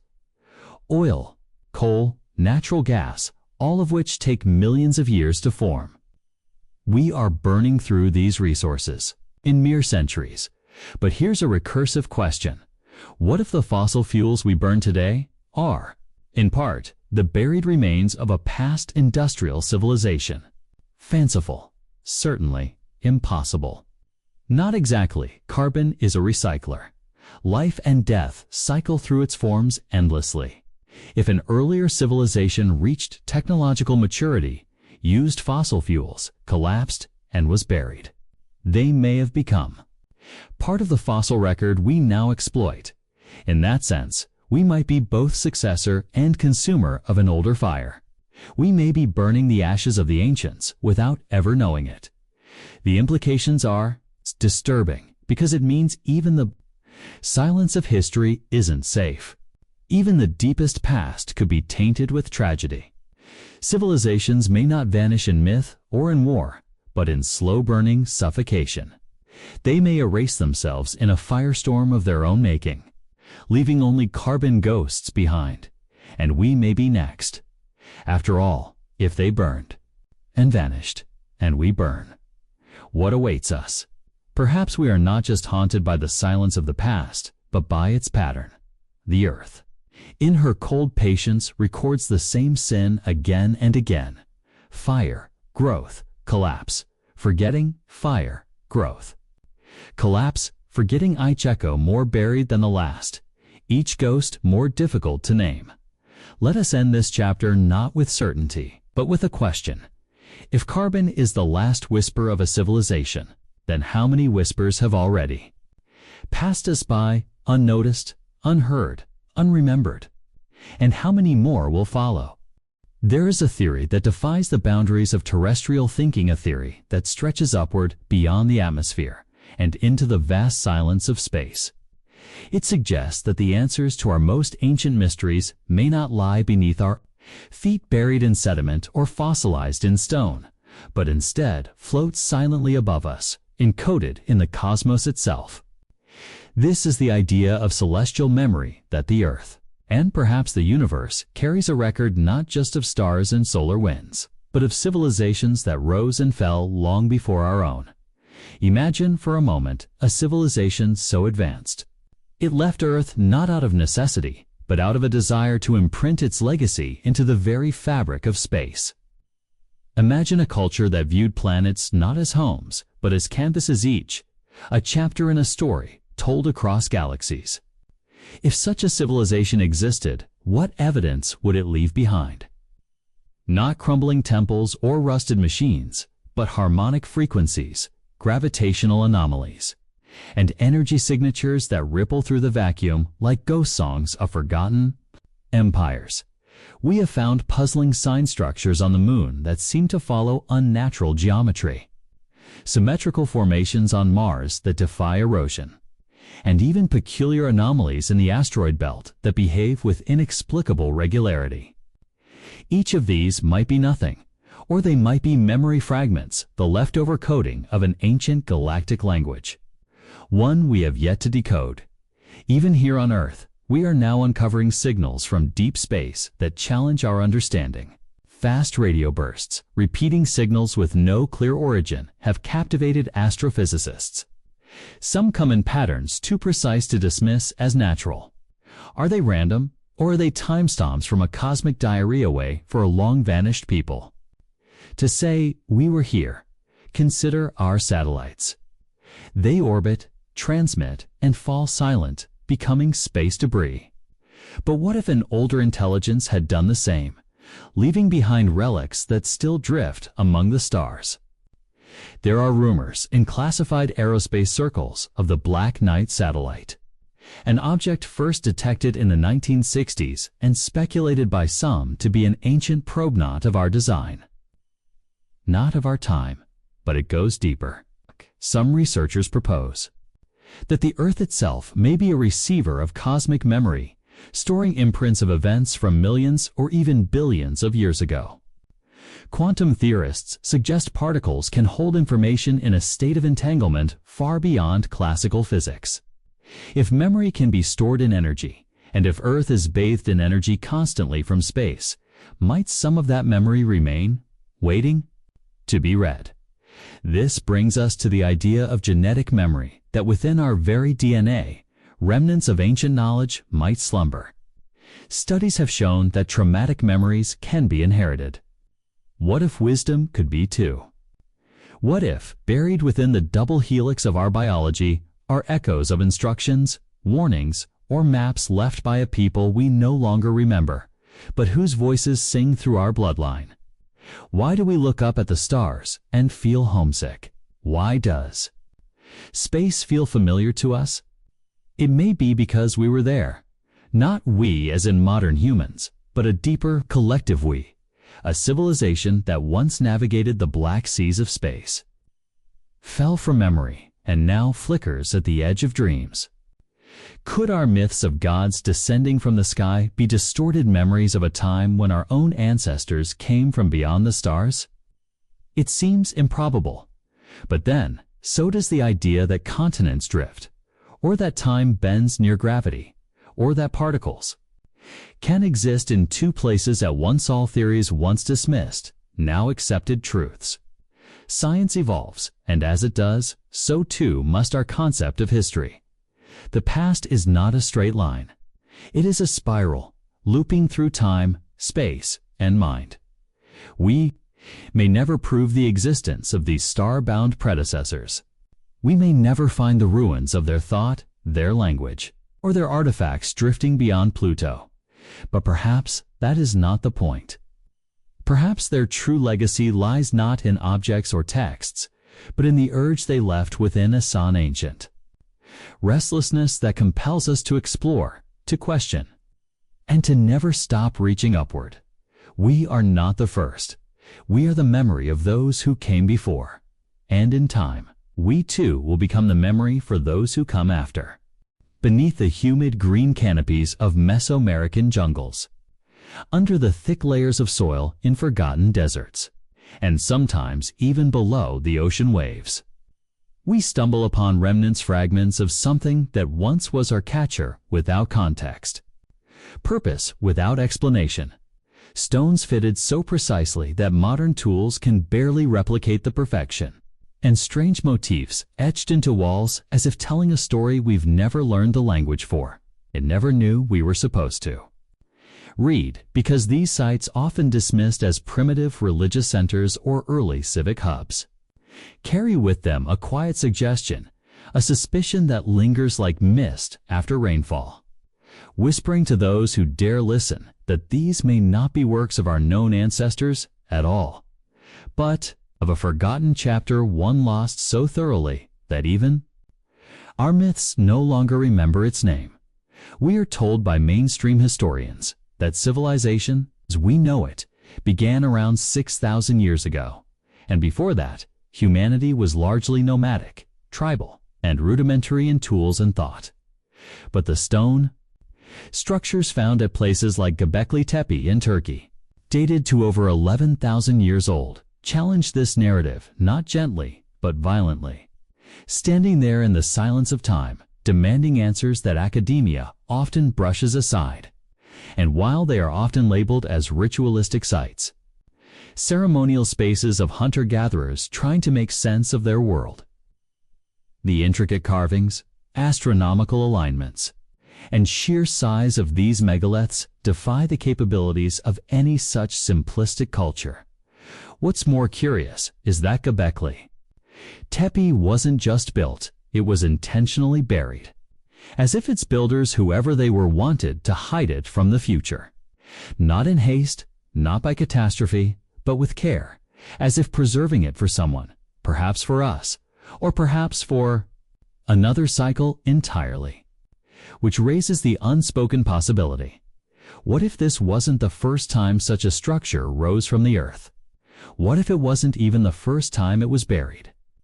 And what if we are not in the middle of human history, but at the beginning of a new loop in a repeating cycle?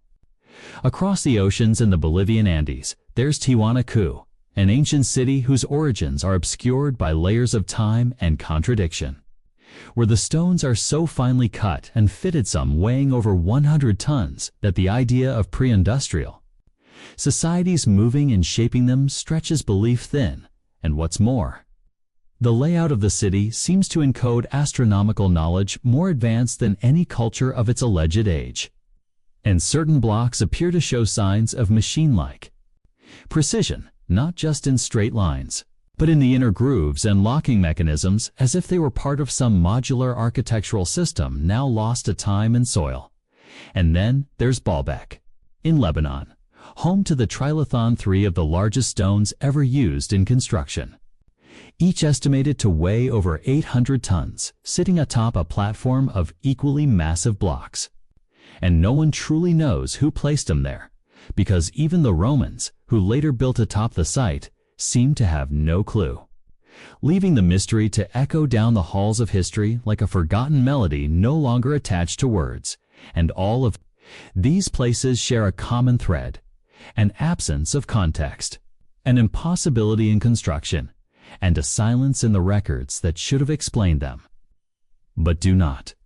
When we walk through these ancient sites, there is a distinct feeling, not just of age, but of depth, a layered resonance, as though the stones themselves are remembering something we've forgotten.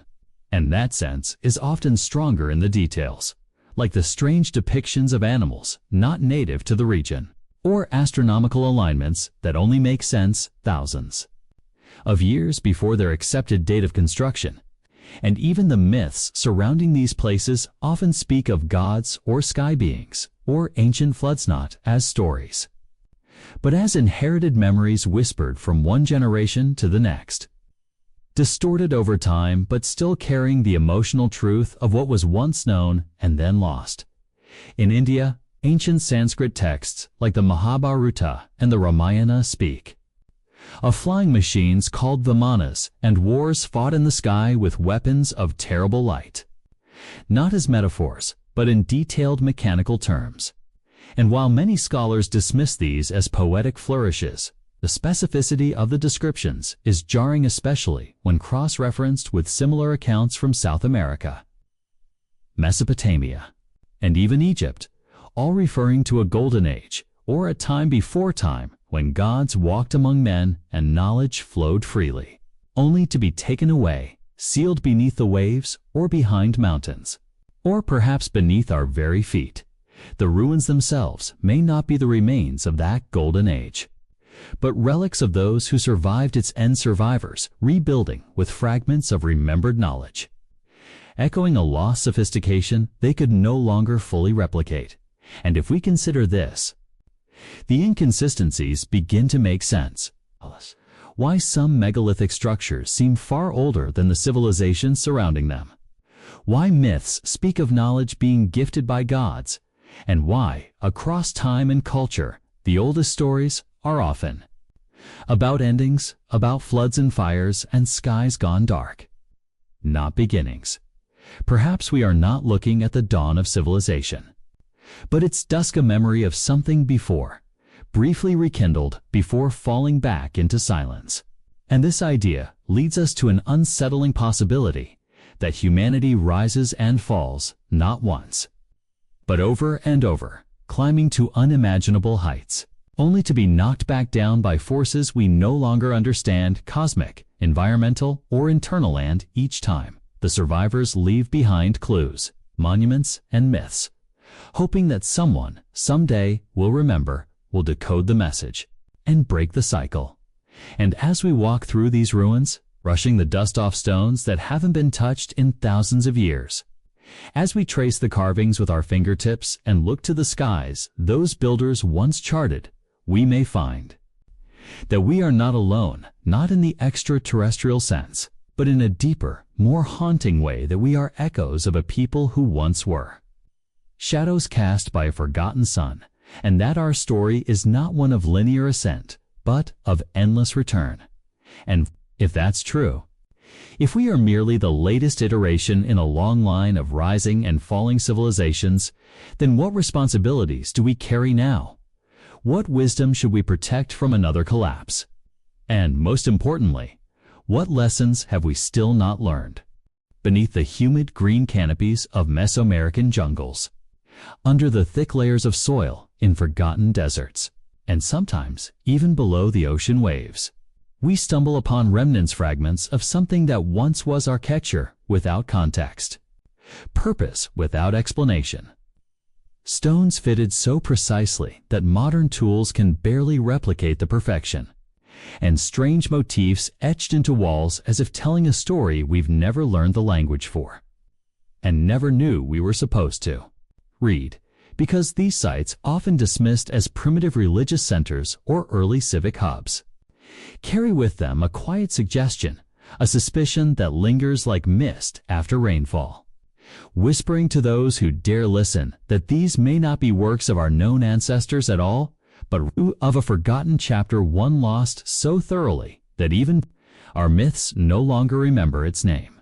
We are told by mainstream historians that civilization, as we know it, began around 6,000 years ago, and before that, humanity was largely nomadic, tribal, and rudimentary in tools and thought, but the stone structures found at places like Göbekli Tepe in Turkey, dated to over 11,000 years old, challenge this narrative not gently, but violently, standing there in the silence of time, demanding answers that academia often brushes aside. And while they are often labeled as ritualistic sites, ceremonial spaces of hunter-gatherers trying to make sense of their world, the intricate carvings, astronomical alignments, and sheer size of these megaliths defy the capabilities of any such simplistic culture.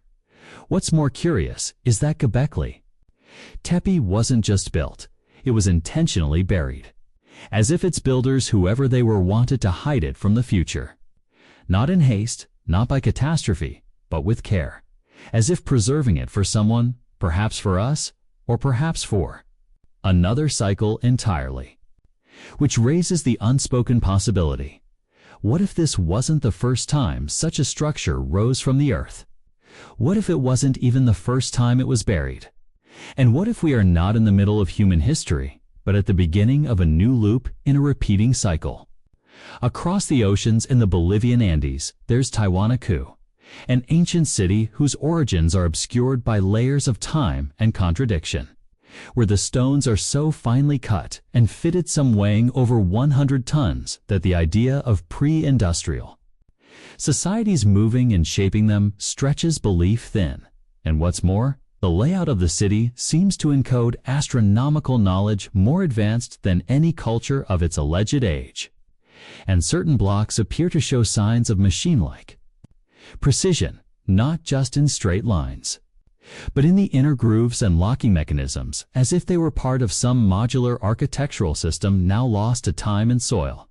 And then there's Baalbek, in Lebanon, home to the trilithon, 3 of the largest stones ever used in construction, each estimated to weigh over 800 tons, sitting atop a platform of equally massive blocks. And no one truly knows who placed them there, because even the Romans, who later built atop the site, seem to have no clue, leaving the mystery to echo down the halls of history like a forgotten melody no longer attached to words. And all of these places share a common thread: an absence of context, an impossibility in construction, and a silence in the records that should have explained them, but do not. When we walk through these ancient sites, there's a distinct feeling, not just of age, but of depth, a layered resonance, as though the stones themselves are remembering something we've forgotten. And that sense is often stronger in the details, like the strange depictions of animals not native to the region, or astronomical alignments that only make sense thousands of years before their accepted date of construction. And even the myths surrounding these places often speak of gods or sky beings or ancient floods not as stories, but as inherited memories whispered from one generation to the next, distorted over time but still carrying the emotional truth of what was once known and then lost. In India, ancient Sanskrit texts like the Mahabharata and the Ramayana speak of flying machines called vimanas and wars fought in the sky with weapons of terrible light, not as metaphors but in detailed mechanical terms. And while many scholars dismiss these as poetic flourishes, the specificity of the descriptions is jarring, especially when cross-referenced with similar accounts from South America, Mesopotamia, and even Egypt, all referring to a golden age or a time before time, when gods walked among men and knowledge flowed freely, only to be taken away, sealed beneath the waves or behind mountains, or perhaps beneath our very feet. The ruins themselves may not be the remains of that golden age, but relics of those who survived its end, survivors rebuilding with fragments of remembered knowledge, echoing a lost sophistication they could no longer fully replicate. And if we consider this, the inconsistencies begin to make sense. Why some megalithic structures seem far older than the civilizations surrounding them. Why myths speak of knowledge being gifted by gods, and why, across time and culture, the oldest stories are often about endings, about floods and fires and skies gone dark, not beginnings. Perhaps we are not looking at the dawn of civilization, but its dusk, a memory of something before, briefly rekindled before falling back into silence. And this idea leads us to an unsettling possibility that humanity rises and falls not once, but over and over, climbing to unimaginable heights, only to be knocked back down by forces we no longer understand, cosmic, environmental, or internal, and each time the survivors leave behind clues, monuments, and myths, hoping that someone, someday, will remember, will decode the message, and break the cycle.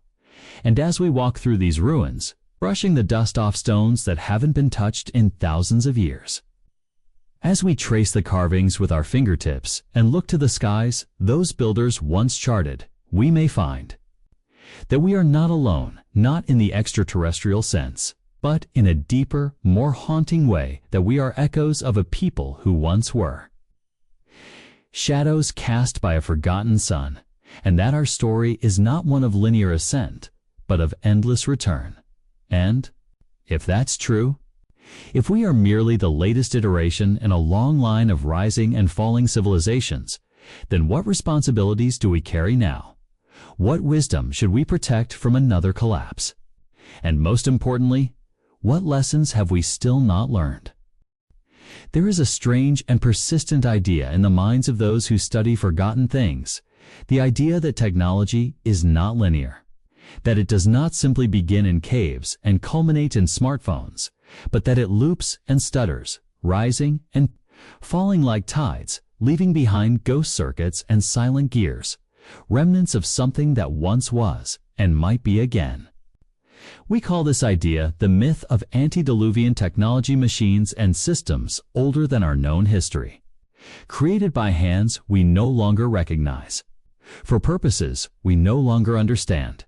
In the heart of the Sahara Desert, there is a structure known as the Richat structure, or the Eye of the Sahara, a massive, circular geological formation visible from space.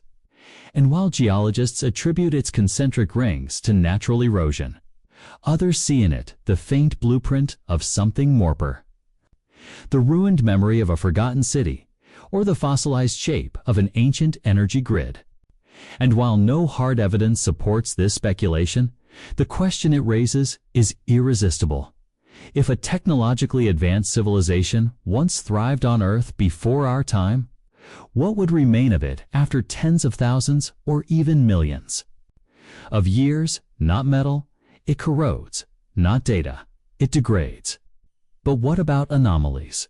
Strange alignments, unexplained artifacts that defy carbon dating or mechanical replication. Take, for instance, the Baghdad Batteria clay pot with a copper cylinder and iron rod, found in Iraq and estimated to be over 2,000 years old. While skeptics dismiss it as a simple storage vessel, others suggest it may have functioned as a rudimentary galvanic cell capable of producing a weak electric current. Not proof of ancient iPhones, of course, but a whisper, a nudge, a reminder that electricity was known and perhaps used in ways we do not expect. Then there are the Antikythera mechanism, discovered in a shipwreck off the coast of Greece, dated to around 100 BCE. A complex, gear-driven device that accurately tracked celestial movements and eclipses, using technology that wouldn't reappear for another 1,000 years. Or the Peary race map, showing parts of Antarctica free of ice, centuries before the continent was even officially discovered. Individually, these anomalies can be explained, or at least dismissed. But collectively, they form a mosaic that hints at something older beneath the surface of our assumed timeline. What if there were machines made of stone, wood, or materials lost to time? What if computation existed in the form of harmonics, of vibration and resonance, instead of silicon and wires? What if the ruins we find beneath our cities are not the foundations of temples, but the footings of forgotten machines, built not to pray, but to calculate? We often speak of Atlantis, Lemuria, or Mu as myths, allegories for lost wisdom or sunken arrogance. But what if the stories are distorted memories of real places, where technology took a form we would not recognize, machines that operated through magnetism, sound, or even biological interface? Modern engineers are beginning to develop biocomputers, machines that operate on living tissue. What if ancient civilizations did the same? What if they built not outside themselves, but inward, crafting intelligence through symbiosis with nature, creating machines that grew, adapted, and remembered without screens or code? We may be looking for metal, when we should be looking for fossils. We may be seeking wires when the signals were written in DNA. Some speculate that quartz, a common mineral, could store and transmit data. Ancient temples often used massive quantities of quartz-rich stone. Coincidence or function? Could these buildings have been more than places of worship? Could they have been living libraries, machines of memory resonating with the earth to record and replay the thoughts of their creators? The implications are profound, not just for archaeology, but for our understanding of intelligence itself. Because if machines once lived among us not mechanical in the modern sense, but hybrid, sensory, responsive, then our entire concept of what it means to be advanced must shift. Technology is not only about progress, but memory, and memory can be lost. Perhaps the greatest machine ever built was not a computer or an engine, but a city or a forest or a pattern in the stars. Perhaps the earth itself was tuned to carry information, to process and evolve consciousness over eons, and somewhere along the way, that signal was broken. We are not saying the ancients had smartphones or satellites, but we are asking a deeper question. What is a machine? Is it only metal and motion, or is it any system that receives input, processes information, and creates output? By that definition, ecosystems are machines. Societies are machines. Even memory is a kind of machine, fragile, recursive, and always a step away from erasure. If the machines of the past remembered, what did they remember? If they spoke, what did they say? And if they were silenced, is it because they reached too far, or because they warned too late? We may never know for certain, but every time we uncover a mechanism that shouldn't exist, or a pattern that doesn't quite fit, we should pause and listen, not for noise, but for signal. Because somewhere beneath our feet, the machines may still be humming, and they might be remembering us. There is something almost sacred about dust. It gathers in quiet places, in the corners of ruins, in the folds of forgotten books, and on the bones of things long buried. Dust is decay, yes, but also preservation. It holds what was once whole and carries it gently into time. And if we listen closely, if we hold it in our palms and do not simply wipe it away, we might hear a faint whisper, a story still clinging to form, still trying to be remembered. What if the dust we breathe, the dust we walk through, carries the genetic and geologic fragments of civilizations that came before us, broken down into powder, but not a living residue of memory, scattered across Earth like stardust? Consider volcanic ash that settles over landscapes, entombing cities like Pompeii in a moment of frozen time, or the lowest plains of China, where winds have carried fine mineral dust for millennia, layering the ground like pages in a book written by the atmosphere. Dust, unlike stone, is not stable, but it is persistent. It moves, it travels, and it embeds itself in every corner of the world. If there were civilizations before us sentient, complex, now lost perhaps, their stories are not in monuments, but in particles, each carrying the microscopic imprint of something larger, now forgotten. Scientists studying Antarctic ice cores find layers of dust that correlate with massive volcanic eruptions, climate shifts, and even unexplained spikes in radioactivity. What if some of those layers are not just geological events, but the fingerprints of civilization's scale changes? What if one layer holds not the echo of a volcano, but of a collapsed power grid? Not all memory is written in words. Some is written in isotopes, in the ratio of carbon and oxygen, in the sudden spike of rare elements that have no natural explanation. Tellurium, iridium, technetium. These do not just occur in abundance, they are forged in intensity. In processes we associate with industry, or worse, with catastrophe, the Sahara. Once lush with rivers and life, now lies buried beneath sand and silence.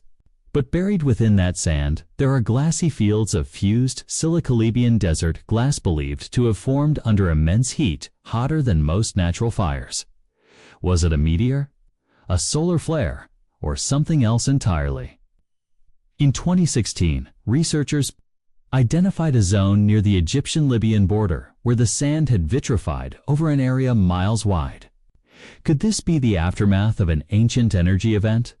A weapon? A miscalculation of a power system we no longer understand? In caves and shelters across the continents, cave paintings and handprints lie coated in millennia of dust. But what if those pigments were not only ceremonial, but encoded? In 2021, a study revealed that ochre pigments in ancient artwork contain nanostructures, not fully understood particles arranged in complex layers, suggesting intentional processing. Were our ancestors merely decorating their homes, or were they leaving us messages we still cannot read? Every room in every modern building collects dust, and with it, a map of everything that has occurred in that space-skin cells: pollen, textile fibers, pollutants. If we can reconstruct a modern environment from its dust, why not an ancient one? Archaeologists now use microdust analysis to determine what foods were cooked, what tools were used, and what organisms lived in a space. The implications grow. Deeper, if enough data lives in dust, could we one day reconstruct not just daily life, but thought, ritual, belief, the entire psychology of a people based on the debris they left behind? But perhaps the most haunting thought is this: we are becoming dust. Everything we create, from skyscrapers to servers, will eventually collapse, burn, or corrode. The silicon of our processors will shatter into grains. The pages of our books will crumble. The paint on our art will flake into air. We are building the dust of tomorrow, and just as we search for traces of those before us, so too will someone or something sift through the remnants of us. What will they learn from our dust? What will it say about who we were? Will it whisper? Stories of connection or of disconnection, of wisdom or of waste, of awakening or of apathy. Dust is honest. It cannot be curated. It tells the truth of use, of where, of time. It remembers what the monuments forget. And while we chase stone relics and carved symbols, perhaps the deepest memories are already in our lungs, in our soil, and in the thin layer of residue that coats every untouched corner of the earth. We speak of legacy in terms of buildings, art, and data. But perhaps our truest legacy is in the dust we leave behind, dust that carries our breath, our touch, our intentions, broken into a million fragments and dispersed across continents. If the ancient ones left machines, cities, and temples that were lost to time, they also left behind dust, a silent, invisible archive waiting for us to learn how to read it. And now, as our own machines age, as our cities begin to fray at the edges, as our memories are offloaded into clouds that may one day vanish, we too are becoming part of the cycle, not as immortals, but as whispers, not as architects, but as particles. And perhaps in that final transformation, we will understand them better than ever before, because dust does not forget, it only waits. Long before cities rose and fell, long before the first fires were kindled by conscious hands, there was always the sky, silent, immense, and unchanging in its gaze. The sky has watched the earth reshape itself again and again. But what if it holds more than mere weather and light? What if, high above the cloud lines and beyond the shimmering blue veil, the sky itself is an archive, a witness to the rise and fall of forgotten civilizations? We often look to the stars for inspiration, wonder, and myth. But in doing so, we might be missing what the sky truly offers: evidence, atmospheric memory, a chemical ledger of every fire burned, every substance released, every moment of industrial breath the planet has ever taken. For while the earth erodes and buries, the sky records in vapors and ashdot in recent years. Scientists have studied ice cores extracted from Greenland and Antarctica massive frozen time, capsules that contain air bubbles from thousands of years ago. Within those bubbles, they found traces of ancient atmospheric conditions, sudden shifts in carbon dioxide, inexplicable sulfur spikes, and layers of fine metal dusts that suggest industrial processes. Some anomalies defy our known timelines, suggesting that perhaps human activity, or something like it, existed before our current understanding of history allows. Could the sky be holding remnants not only of our modern pollution, but also of past, long-buried epochs? Could it be that the soot of lost engines, the exhaust of unknown technologies, the fallout of forgotten wars, all still linger, diffused but not gone? The Earth is a master at forgetting. Wind and water carve away the bones of memory. Forests consume what once was open land. But the sky forgets slowly. It carries whispers longer than stone, and it distributes those whispers globally. What is emitted in one place drifts across continents. The echoes of a fire set 10,000 years ago may still dance in the upper atmosphere. Carried by winds no one watches. We know that great volcanic eruptions like Krakatoa or Tambora left there. Mark in the sky, cooling the earth, tinting sunsets, altering climates. But what if some of the ancient climate shifts we see were not purely natural? What if some were the product of failed energy systems, collapsed infrastructures, or global technologies we cannot imagine but which once altered the earth as surely as we now do with fossil fuels? In the myths of many cultures, the sky is a character, sometimes a protector, sometimes a destroyer. It sends fire, floods, comets, and silence. And always, it watches. Ancient texts speak of sky gods who punished or preserved, of signs in the heavens that marked beginnings and endings. Could these stories be poetic memories of a time when the sky was not only symbolic, but reactive, changed by something our ancestors did, or witnessed, or survived? There is an unsettling symmetry in this idea, that as we reach for the stars today, sending satellites and signals into orbit, we may be walking a path once traveled before. Perhaps others reached skyward before us, sent their own messages, their own machines. And perhaps they too thought the stars would save them. Yet all things fall, and what falls? Falls through the sky. Imagine a civilization so advanced that it built cities in the clouds or carved weather as we now sculpt marble. What would remain of such grandeur? Not stone, not steel, but perhaps the lingering traces of chemical shifts in the stratosphere, or tiny fragments of synthetic materials that should not exist in the depths of polar ice. Already, scientists have begun detecting technofossils, evidence of plastic and synthetic compounds embedding into Earth's geological layers. If another intelligent species were to study our world millions of years from now, they would read our sky and find our fingerprints in every gust of wind and every polar vortex. If such evidence can exist for us, it could exist for those before. If we disappear today, how long would our sky continue telling our story? And how long has it already been telling the story of those who came before? Some researchers believe that the moon may hold undisturbed records of Earth's history, that its lack of atmosphere has preserved the particulate history of our planet like a dusty archive. But what if the Earth's own sky, in its slow and subtle cycles, also stores the fading heartbeat of vanished civilizations?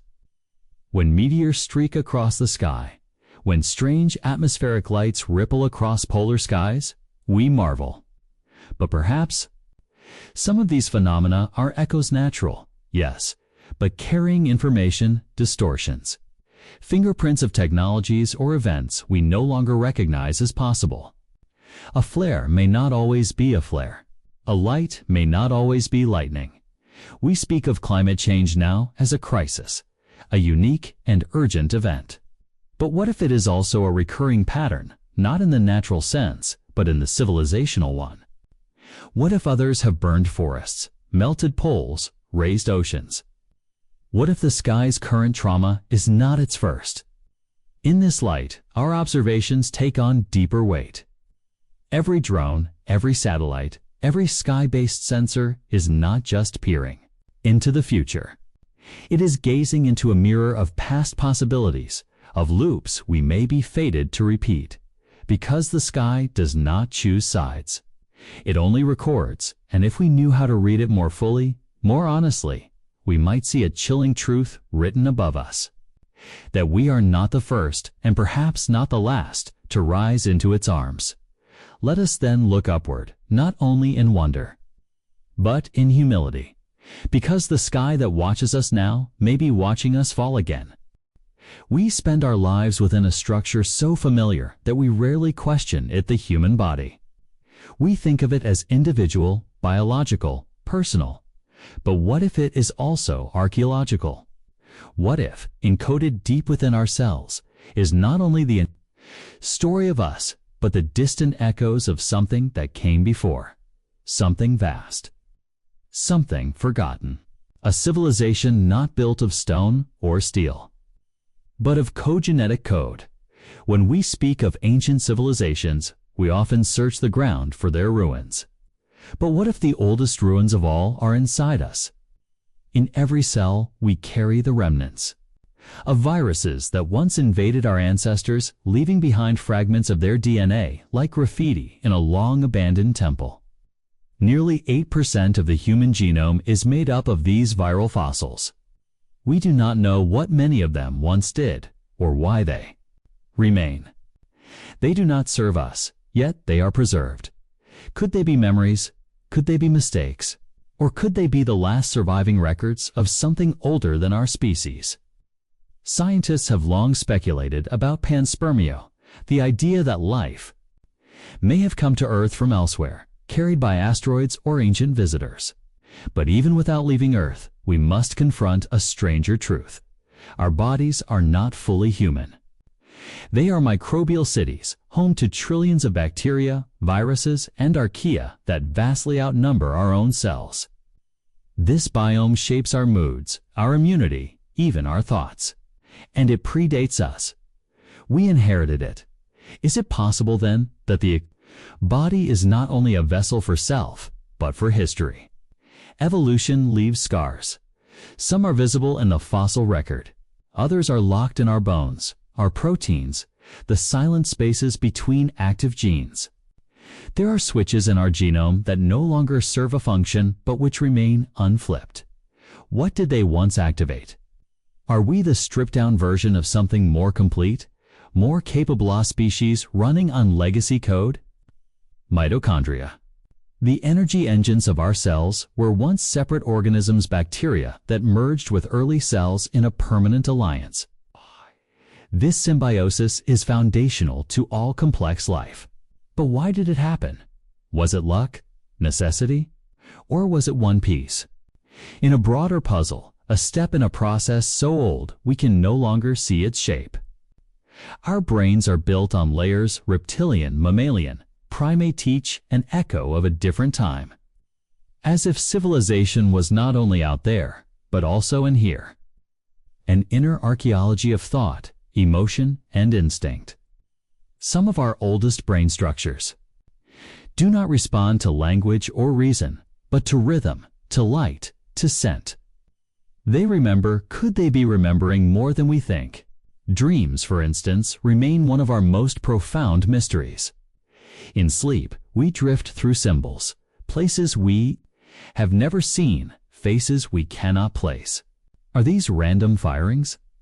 Or are they fragments of deeper memory, surfacing through cracks in consciousness? Stories not from our lives, but from the lives of those who came long before. When we speak of reincarnation, ancestral memory, or genetic trauma, we are often dismissed as poetic or speculative. Yet epigenetics shows that trauma can indeed be passed down, that what one generation endures, the next can feel without knowing why. It is not belief. It is biology. We may be haunted not only by ghosts, but by ourselves. And perhaps that is what civilization truly is. Not cities or technology, but memory made durable. A pattern strong enough to persist across collapse. To live in stone, in myth. In blood, in this light, the body becomes more than flesh. It becomes a tomb, a library, a vault. We bury time in our marrow. We breathe history through our lungs. And when we die, we release it all back into the earth, where it waits, mixes, and rises again. Not all ruins are external. Some are in our posture, in our fears, in the diseases that echo old environments we no longer live in. The craving for salt, the terror of predators, the longing for stars. These may not be survival traits, they may be cultural residues. Shadows of lives, not ours, but inherited. We are told we are modern, that we are the first to reach this height. But within us, there is so much that resists that narrative. Do we build pyramids? Why do we circle the globe with lines of energy, satellites, and signals?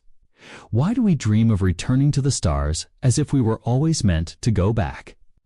Some believe that we are the descendants of a prior cycle, as civilization has come and gone before, that what we call myth is memory, that what we call instinct is instruction. And if that is true, then we are not the pinnacle of progress, but its echo. We are not only explorers, but inheritors.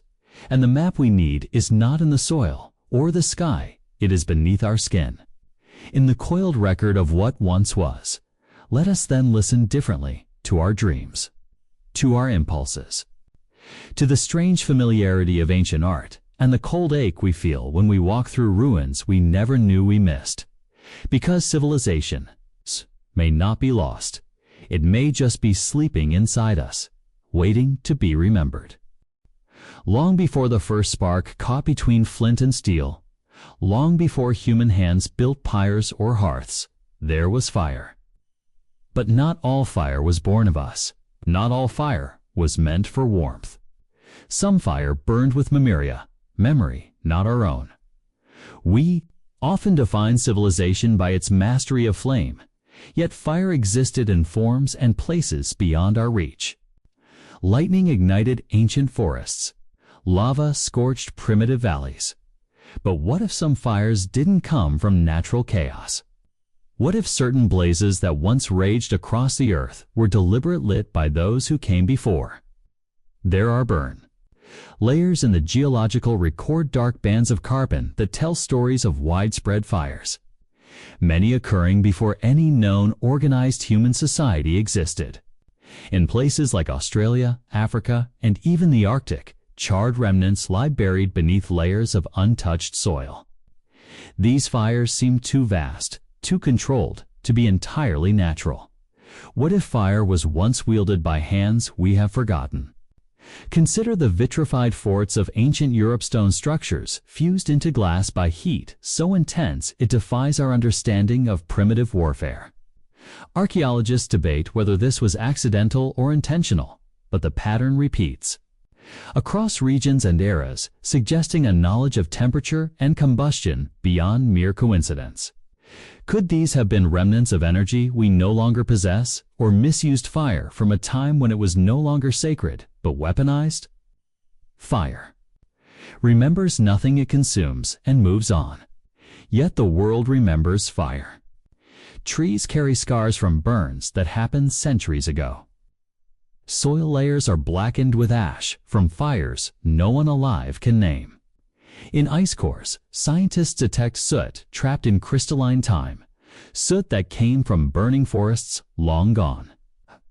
And sometimes that soot contains chemicals that should not exist without machines.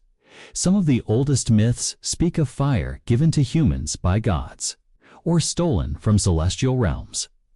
Prometheus, the thunderbird, the fire serpents of Mesoamerican lore, they all point to a time when fire was not ours, but borrowed or gifted or taken. And perhaps in those stories we see not myth, but history. A history where fire was once a sacred technology used wisely. Until it wasn. Single quotes t'd imagine a civilization that used fire not only for survival, but for transformation. To bend metal, not for war, but for language. To burn not forests, but memory into stone. To channel energy through earth and air, lighting up cities that have since become ash and silence. Imagine their last act was not building, but burning in defense, in desperation, or in sacrifice. What would remain of such a fire? In the ancient city of Mohenjo-Daro, skeletons lie as if frozen in an instant marked by trauma, but oddly arranged, as though some invisible event felled them all at once. There are theories of disease, of flood, of war, but one speculation lingers in quiet corners: a blast. A heat too sudden to flee from, too clean to leave blood, but enough to silence life. A fire not seen, but felt. We are taught that the atomic age began in the 20th century, but the Earth bears scars that echo that same patterned short-lived isotopes, vitrified sands, and sudden shifts in flora and fauna. In one region of India, there are local legends of a weapon that caused wind to stop and birds to fall from the sky. Is this just myth or memory? Perhaps fire is not just a tool we discovered, but one we inherited, and maybe we are not the first to wield it dangerously. Today, we watch our forests burn again from California to Siberia. We call it climate change, and we are not wrong. But we are perhaps incomplete. What if the planet has burned like this before, not due to volcanoes, but to us, or to those before us? What if climate change is not an aberration, but a symptom not of nature, but of civilization itself? Fire was never just destruction. It was ceremony. It was warning. It was rebirth. Ancient peoples passed stories by firelight, their shadows, dancing on cave walls like the first cinema. But maybe some of those stories were not their own. Maybe they were repeating what the flames told them, of lost cities, of light too bright to survive, of warmth turned deadly. We speak now of renewable energy, of containing fire within wires and circuits, but all energy is fire at heart. Weather. Fossil, nuclear, solar, it is heat. It is combustion. It is transformation. And in our pursuit of control, we forget the fire that remembers nothing, the fire that once ended something grand. In the end, what does fire teach us? That civilization burns. That memory, without protection, becomes ash. That light, unrestrained, can consume its source. And perhaps the first fire was not ours, and the last might not be either. Beneath our feet, the earth holds bones. Some human, some animal, some ... older. But what if some of those bones aren't what they seem?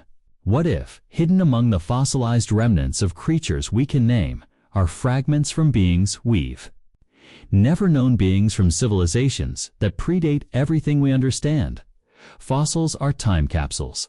They preserve not just form, but context, the sediment, the mineral replacement, the isotope ratios that hint at the world that once was. But fossils are also selective. They form under precise conditions. Most life leaves no trace. Most civilizations, even ours, would vanish in a few million years, swallowed by tectonics, weather, and the slow churn of deep time. So when we dig and find bones, we celebrate. But we also forget what we're not finding. Some bones don't fit. Archaeologists occasionally unearth skeletons with proportions that puzzle. Skulls with cranial capacities far beyond early human norms. Femurs too thick for any primate we know. Structures too advanced, buried too deep. Often they are reclassified, dismissed, or quietly shelved. Not because they are false, but because they do not fit the story we're telling. But what if they are the remains of a story we forgot? There are legends across continents of beings who walked before us. The Anunnaki of Mesopotamia, the Necheru of Egypt, the Asuras of India. They were not gods, but something between man and myth. Tall, powerful, wise, and gone. We say these are metaphors. But what if they're not? What if they're remembrances of ancestors who were not our ancestors? Civilizations that rose, fell, and whose bones now lie beneath our cities and seas. Fossilization is rare. An intelligent life doesn't often fossilize. We build with materials that do not last. We bury our dead with ceremony, not sediment, and yet the earth has ways of preserving accidents. A landslide, a volcanic ashfall, a collapse that traps. Imagine a civilization advanced enough to rival our own, yet living 20 million years ago. In a moment of catastrophe, a portion of their population is entombed in mud. Time passes, the mud becomes rock, the bones, mineral, and eventually one is uncovered. A femur too large, a tooth with artificial wear patterns, a chip of alloy embedded in a rib. It sounds like fiction. But science is filled with stories that once were fiction.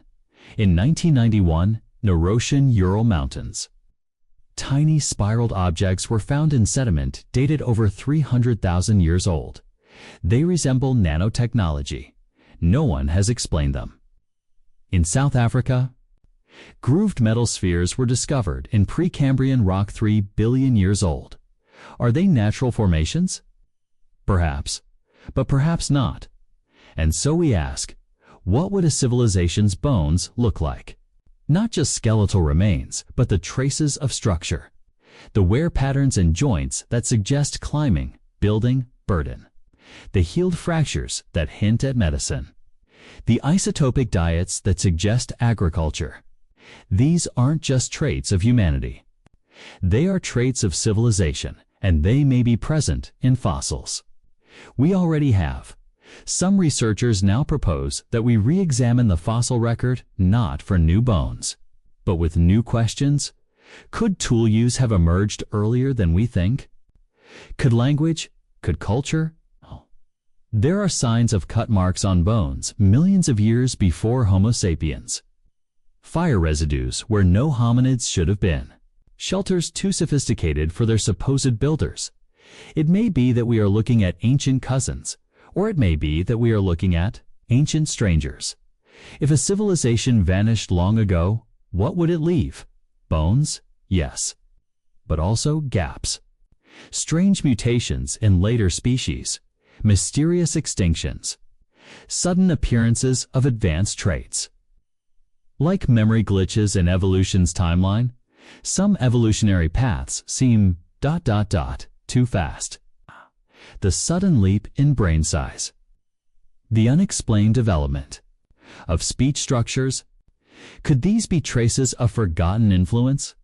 Even our own bodies hold confusion. Vestigial organs, genes we don't use.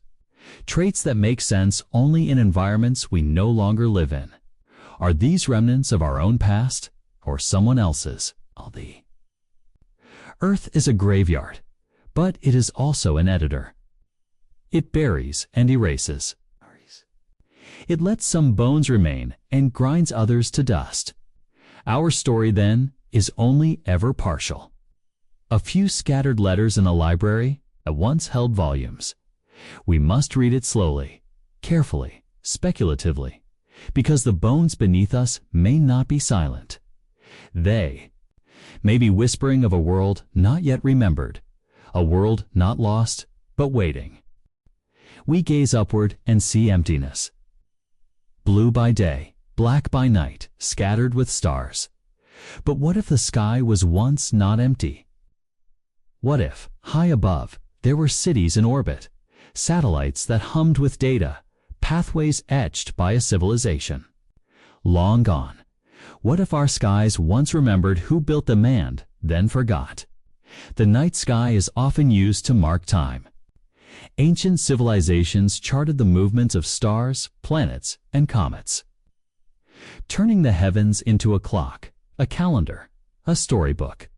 But among those records are anomalies, lights that did not move with the stars, paths that do not match known, celestial objects, observations of sudden appearances and unexplained disappearances. What if those lights weren't natural? In 1440 BCE, Egyptian scribes recorded fiery discs floating in the sky. In 1561, citizens of Nuremberg claimed to witness a sky battle of flying cylinders and spheres. In modern times, military pilots and satellites have detected objects that defy physics. These stories are dismissed, debated, sensationalized. But beneath the noise, a question lingers. Are we seeing remnants of something we lost, rather than something new? Let us consider what an ancient, spacefaring civilization might leave behind. Satellites, perhaps. Space debris, abandoned stations, or even more subtle traces strange orbital patterns. Unexplained gravitational anomalies, chemical signatures in the upper atmosphere that hint at propulsion or energy use. Most of what orbits Earth today will decay within a few hundred years. But some orbits, like geosynchronous ones, are stable for millennia. Could we still be sharing our sky with their ghosts? Some scientists have proposed the concept of technosignatures, evidence of technology left behind, intentionally or not, by intelligent beings.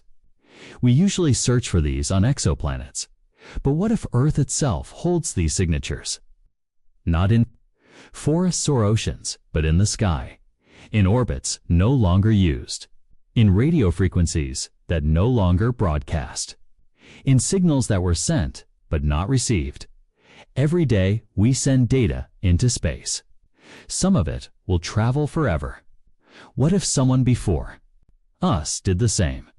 In the silence between stars, could their messages still be traveling? Could they be bouncing, distorted by time and gravity, waiting to be decoded by ears that haven't yet learned how to listen? There are places in the sky we avoid. The South Atlantic anomaly, where satellites glitch. The Van Allen belts, where radiation hums oddly, the moon's far side forever hidden. Could these be more than just natural anomalies? Could they be zones of interference left over from technologies we can no longer detect? Imagine a civilization that launched its memory into space, not because it was dying, but because it understood that the sky forgets more slowly than the Earth. Perhaps they left libraries in orbit, monuments that circled the planet endlessly, too cold or too distant to be found by us yet. Perhaps they expected we would someday look up and remember. But what if we never do? When we build, we assume permanence. But in space, even permanence is fragile. Solar winds erode. Micrometeorites pockmark. Time stretches and warps. What survives becomes unreadable, and yet the sky records. It records our flights, our explosions, our departures. It recorded theirs too. Some ancient myths speak of beings who came from the sky, who taught, who built, and then left. The Dogon people of Mali knew of Sirius B, a star invisible to the naked eye, long before modern astronomy confirmed its existence. Polynesian navigators aligned their oceanic journeys with constellations that were also spiritual markers. Were they guided by stars, or by something else now lost? We imagine ourselves as the only ones to ever touch the edge of space. But perhaps our early rockets, our lunar footprints, are not the first. Perhaps they are echoes the second steps on. A path once walked by others, would their ships have fallen back to Earth, leaving nothing but melted alloys? Would their signals have faded into background radiation? Would their sky cities have burned up in re-entry, becoming nothing more than legends? Or perhaps, even now, something remains. A single satellite, still transmitting. A faint orbiting artifact, too small to detect. A message encoded in cosmic microwave background, indistinguishable from static but crafted with intent. When we forget to look up, we forget our potential. We forget that the sky was never ours alone. Let us remember differently. Let us wonder. Not only about the stars ahead, but the skies behind. Because somewhere above us, the past may still be circling, and it waits, silent and patient, for us to look up and remember. It begins with a silence. Not the silence of night or stillness, but the kind that blankets something long forgotten. a silence that covers the world in questions. Picture this: a team of scientists digs beneath the layers of volcanic ash. In central Turkey, what they uncover isn't just stone tools or fire pits. They find intricate, interlocking stones, sculpted pillars with symmetrical carvings, artistic expressions of animals not native to the region. Some of these carvings depict creatures that haven't existed in those latitudes for over 10,000 years. What if these weren't just isolated instances of art, but fingerprints of something bigger, an ancient design, a lost language in stone? As the wind blows softly across the site, brushing away the dust of millennia, it becomes almost too poetic, as if the earth itself had been trying to tell a story. But we forgot how to read. Archaeologists call it Göbekli Tepe. They tell us it's the oldest known temple ever discovered, over 12,000 years old, older than Stonehenge, older than the pyramids, older than every structure we associate with advanced civilization. But here's the mystery: these temples weren't built by simple nomads. They required planning, engineering, cooperation. Massive stone columns weighing up to 20 tons, lined with celestial patterns, etched with symbols we still cannot decode. Who built this? And, more hauntingly, what happened to them? Some scholars propose that these people weren't just early architects. They were the remnants of an earlier advanced society, one that collapsed under pressure, perhaps from a natural catastrophe, or from their own undoing. It's an eerie mirror to our current moment, isn't it? And then there's the oddity. Why was Göbekli Tepe intentionally buried? Who decided to hide it so thoroughly under dirt and rubble, as if trying to protect it from something, or perhaps from us? Was it shame? Was it reverence? Was it survival? The ground doesn't answer. It only offers another mystery. Further east, under layers of ash in India, scientists discover pieces of ancient vitrified stone. Stones melted under extreme heat. Not volcanic, not lightning, but as if subjected to some unknown energy. In places with no volcanic activity, no meteor impact. What if a burst of ancient technology, a cataclysm of their own making, burned their world clean and left behind ruins we now mistake for anomalies? In the Pacific Ocean lies Nan Madol, a city built on coral foundations. Massive basalt logs stacked precisely, floating on a shallow reef like an oceanic chessboard. No records, no known builders, no explanation for how 750,000 tons of stone were moved across the sea, and yet it stands. And like so many others, it remains mute, waiting, because if there had been a civilization before us, if there had been an age of man long forgotten, what would remain? Not their cities crumble, not their books burn, not their satellites those fall from the sky like dead birds. But stone endures. Stone and myth, because even in cultures separated by oceans and eras, there are echoes of a similar story, of a golden age lost to wrath or fire or flood. In the Hopi legends, there were for worlds before this one. In Hindu texts, we're already in the final cycle, Kali Yuga. The Egyptians spoke of Zep-Tepi, the first time when gods walked the earth. What if all of these were memories, not metaphors, not symbols, but memories of something real? What if the stories of gods were distorted echoes of ancient humans who had achieved too much, too fast, and watched it all vanish? Maybe they warned their descendants in stone and song, and we called it mythology. Or maybe they tried to start again, leaving behind only pieces of their world, trusting that one day someone would listen. And maybe that someone is us. But are we listening? Or are we too proud to believe that we are not the beginning, that we could be the middle chapter in a story we don't even know we're in? And so the dust settles again, covering the ruins, concealing the truth, not because it's lost, but because we keep forgetting to look. Asterisk. Beneath our feet lies a world written in stone, a vast ancient scrawl inscribed over eons, each layer a silent witness to catastrophes and calm. Eruptions and extinctions, births of continents and slow, deliberate deaths of seas. This is the geological record, the Earth's timekeeper.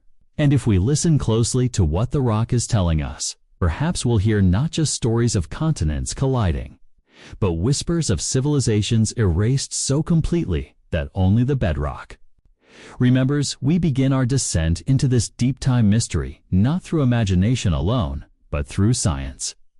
Geologists read the rock like historians read old manuscripts. Layers of sediment, lava flows, fossils, each is a time stamp, a breadcrumb on the trail back to Earth's beginning. But what happens when those layers seem out of order? We find anomalies buried hundreds of meters below the surface. That shouldn't exist, not according to the story we've told ourselves. In 1862, in Illinois, workers were cutting into a coal seam when they found something strange, a small, intricately carved metallic vase embedded in the solid coal. Coal forms over millions of years. If the artifact was truly embedded when the coal formed, it would suggest the object predates human history as we know it, resting in rock dated at over 300 million years.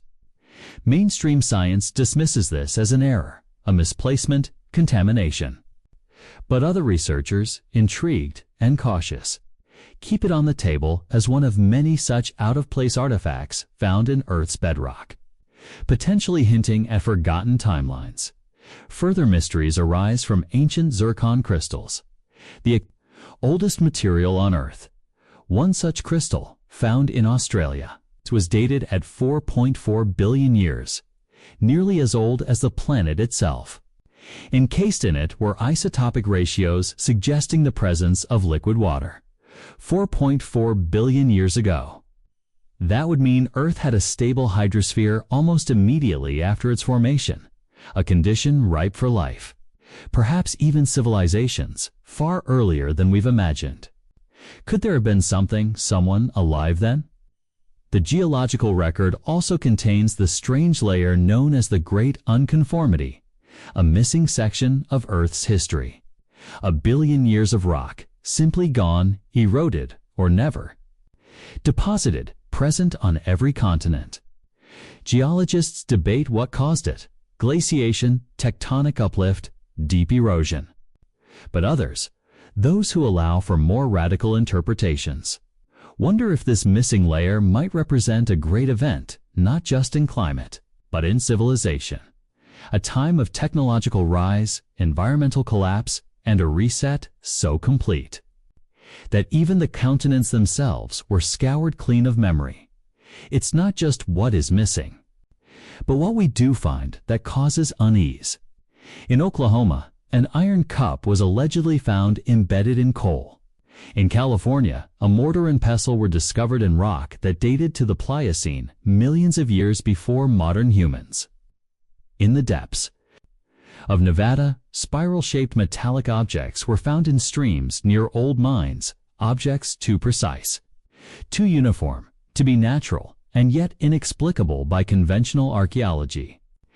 These findings are often discarded, labeled hoaxes, dismissed without full investigation. But what if we're throwing away puzzle pieces because we don't recognize the picture they belong to? Drilling into the ice cores in Greenland and Antarctica, scientists find layers, bands of snow and ash, like tree rings, counting back over 800,000 years. Each layer holds particles, gases, clues. Some of those clues point to massive volcanic events, others to abrupt climate shifts. But occasionally, strange anomalies appear. Sudden spikes in greenhouse gases that don't match known natural causes. Could a vanished civilization, industrial or otherwise, have left its signature in these icy ledgers? And then there's the ancient Sahara, once a lush savanna, now a barren sea of sand. Beneath that sand lie riverbeds, lake basins, and satellite images have even revealed signs of possible man-made structures swallowed by dunes. Is it possible that entire cities, even societies, now lie beneath the Sahara, buried by time and tectonics? Could these be remnants of our forgotten ancestors, not in terms of DNA, but in legacy? The concept of deep time is hard to grasp. 1,000,000 years? 100 million? 1,000,000,000? Human minds aren't made for this scale. We think in lifetimes. Generations, maybe centuries, but Earth thinks in epochs. The layers of sedimentary rock don't lie. They simply wait, patiently, to be read.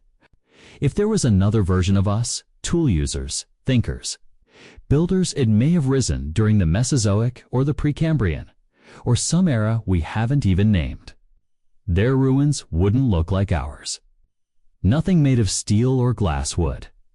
Survived 10 million years. Only megalithic stonework, perhaps, or slight isotopic shifts in the crust, or curious signals embedded in the fossil record.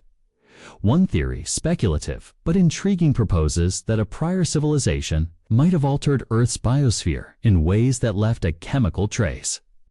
Just as today's plastics, radiation, and emissions will leave future archaeologists clues about us. Could we find ancient clues, not artifacts, but impacts? Chemical signatures, anomalous isotopes, artificial compounds embedded in the crust. If such signs exist, they may not resemble anything we currently know how to detect. That brings us to a concept known as the Silurian hypothesis, a thought experiment proposed by scientists at NASA and the University of Rochester. It asks, if an industrial civilization had existed millions of years ago, what traces would it leave, and could we detect them today? The answer isn't simple. Most of what we produce would vanish within a few millennia. Buildings collapse, metals rust, plastics degrade, but industrial activity, pollution, mining, nuclear testing leaves a more permanent scar. Geochemical markers, anomalies in sediment. Is that what we're looking at in some of these ancient rock layers? Sediment cores from oceans and lakes tell us much. They show abrupt temperature changes, spikes in methane, layers of mysterious ash, but also quiet periods. Times of stability, when life flourished, then disappeared. The Earth's surface is reworked constantly by erosion, subduction, volcanism. A city that once stood tall 200 million years ago would now be molten rock under the mantle. Its memories recycled into the crust, its artifacts long gone. But the pattern might remain a spike, a void, a shift visible only to those who know how to read between the layers. We dig deeper into salt flats, into dry lake beds, into ancient cave systems. We search for cave paintings not made by us, for tools of unknown function, for symmetries and fossilized shell patterns that might hint at manipulation. And yet, the deeper we go, the quieter it gets, as if time itself is erasing the truth, or perhaps protecting it. Our final descent in this chapter takes us to the Mid-Atlantic Ridge, the long, underwater mountain range that splits the Atlantic Ocean. Some believe a continent once stood here, Atlantis, maybe, or something less. Mythical, more grounded, a landmass now drowned, whose inhabitants are remembered not in texts but in tectonics. We examine the magnetic striping of the ocean floor, the age of the basaltic rocks, the direction of their polarity. It all tells a story, and it's an old one. The geological clock doesn't tick like ours. Its hours are thousands of years long, but it never stops. It records everything: floods, fires, rises and falls, and perhaps even civilizations. When we walk across the land, we forget that we're stepping on a book, and sometimes in the creases of the stone. In the language of sediment and crystal and fault line, the story shifts, and the question becomes, who else once walked here long before us? Imagine thought without flesh, a civilization not of stone and fire, but of pattern, replication, and rhythm. In this chapter, we walk away from the ruins, the tools, and the myths, and into a different realm, the realm of code. not the binary we know today, but something older. It's a kind of memory so foundational that even bacteria whisper it. A structure so elegant it's nearly invisible. DNA. We have long assumed that biological coding began with us, or, at the very least, with the ancestors we can see and name. But what if there was once a civilization that lived within biology itself, that did not build machines, but became them? Every living thing on Earth shares a common language, the four-letter code of life, a T, C, and G, adenine, thymine, cytosine, guanine. From the smallest plankton to the tallest sequoia, from lichen on ice to lungs in motion, we all speak it.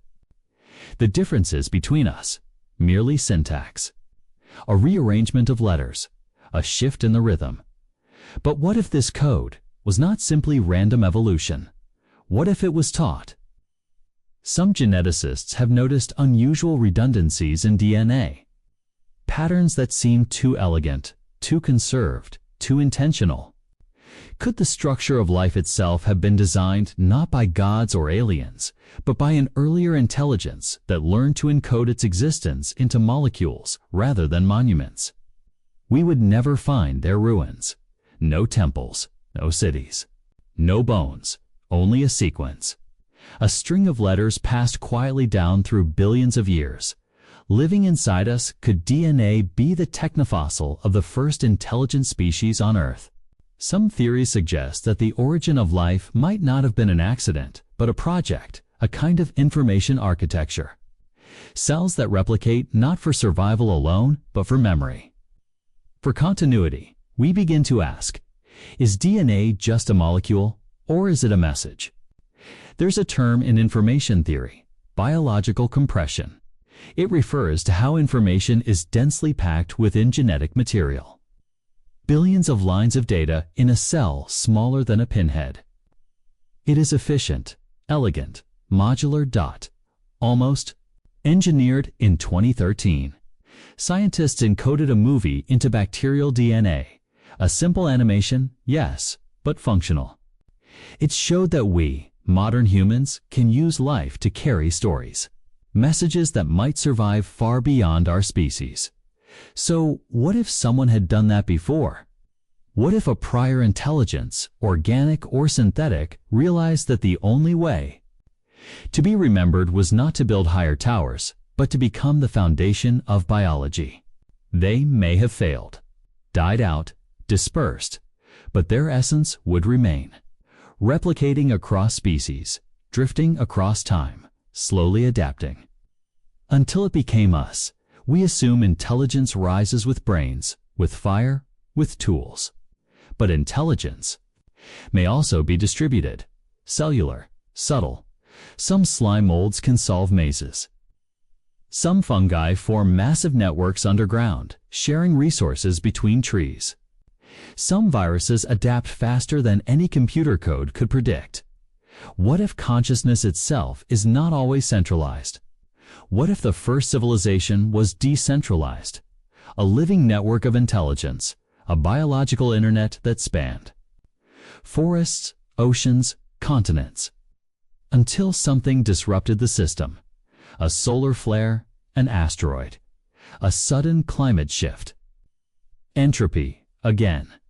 The dream collapsed, but the memory, the code, remained. In 2020.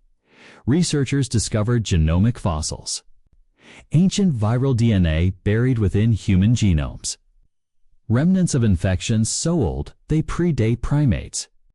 But some of them contain functional sequences, as if something long dead is still trying to speak. Could it be that our bodies are palimpsests, layered with languages from lost biological architects? Could we be walking libraries, unaware that we carry the final verse of another species' final story? Perhaps the strange parts of our genome, the so-called junk DNA, are not junk at all, but rather the encrypted remnants of an older intelligence.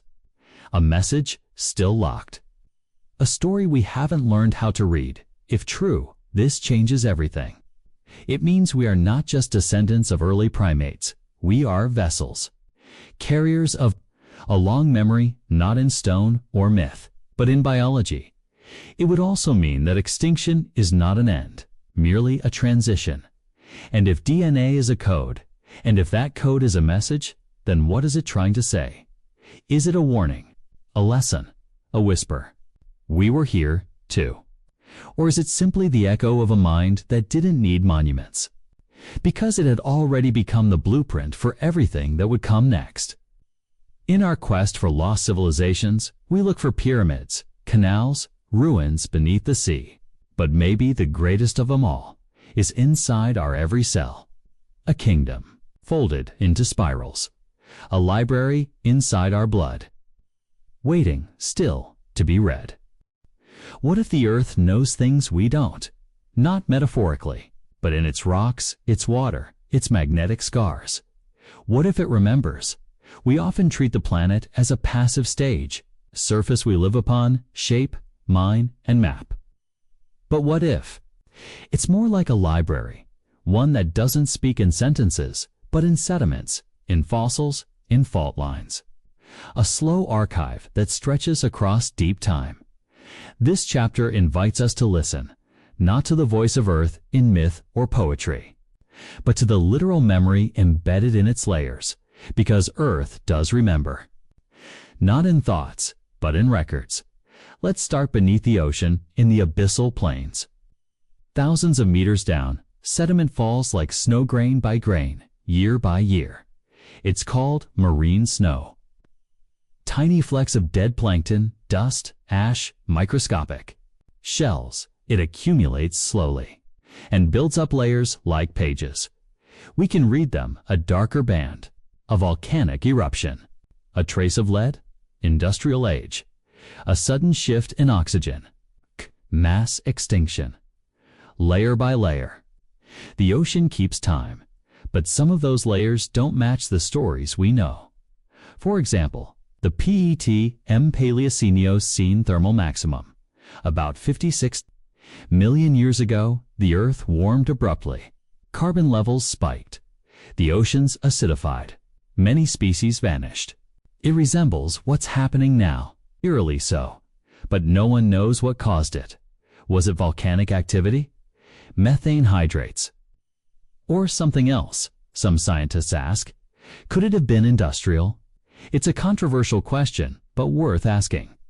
Because if a prior civilization had once flourished and fallen, this is what it would look like. A spike in carbon, a chemical shift, a strange silence in the fossil record, then the slow recovery of life. In fact, the very idea of the Silurian hypothesis was born from this puzzle. It asks if a pre-human, industrial civilization once existed, would we be able to detect it in the geologic record? And the answer is maybe. Maybe it would depend on what they left behind and how long ago they lived, because the Earth recycles itself. That's what makes it so hard to read. Unlike the Moon or Mars where every crater stays, our planet heals. Tectonic plates shift, subduct, and consume the crust. Volcanoes remake the surface.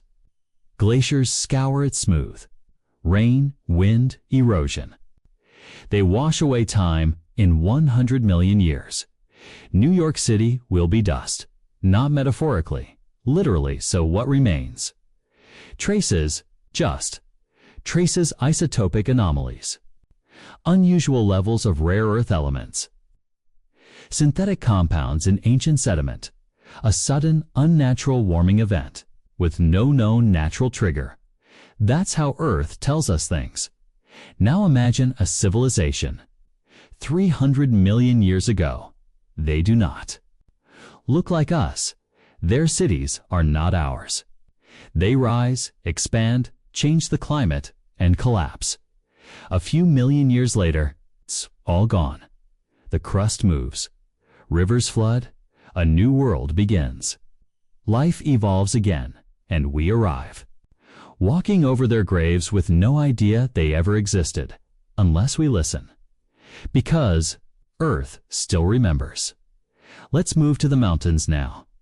In the Himalayas, you find marine fossils at the highest peaks. Seashells at 8,000 meters. Because those Mountains were once the floor of an ancient ocean. What else might be buried in places we never thought to look?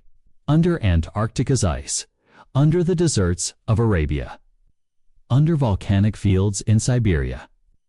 In Greenland, ice cores hold trapped air bubbles, tiny samples of atmosphere from hundreds of thousands of years ago.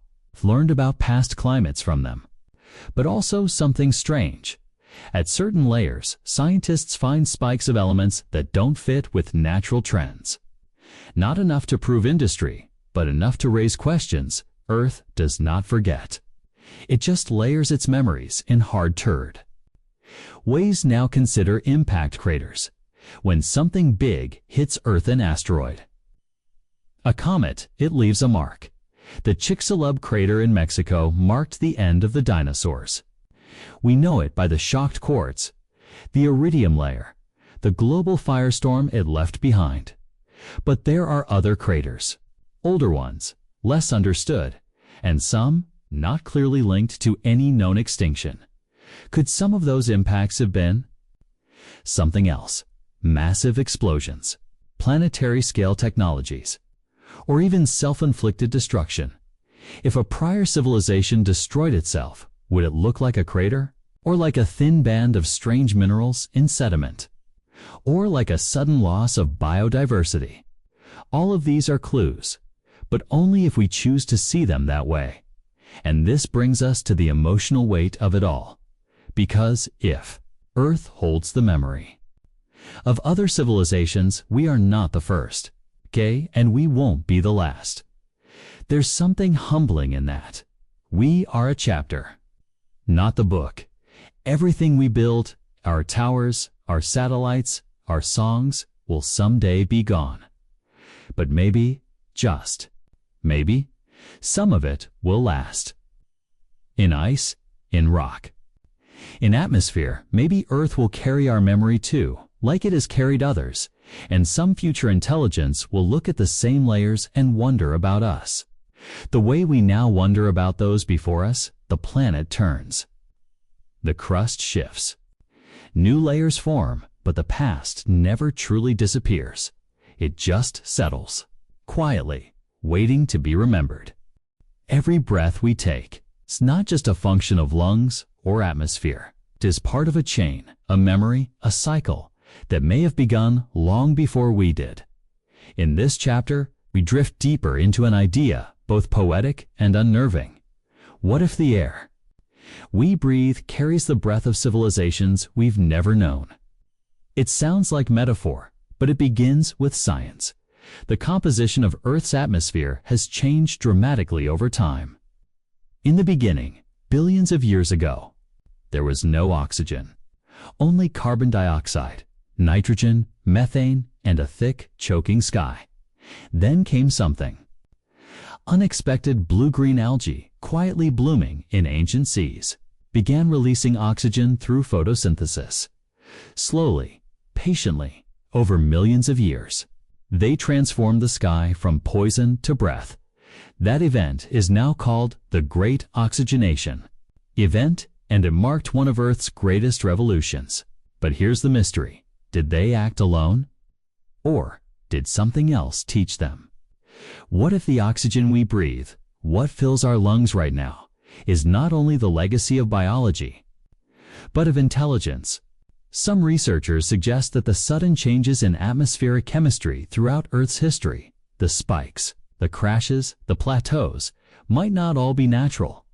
What if one of those oxygen spikes, far back in time, was caused not by cyanobacteria alone, but by a lost civilization's industry, or by their collapse?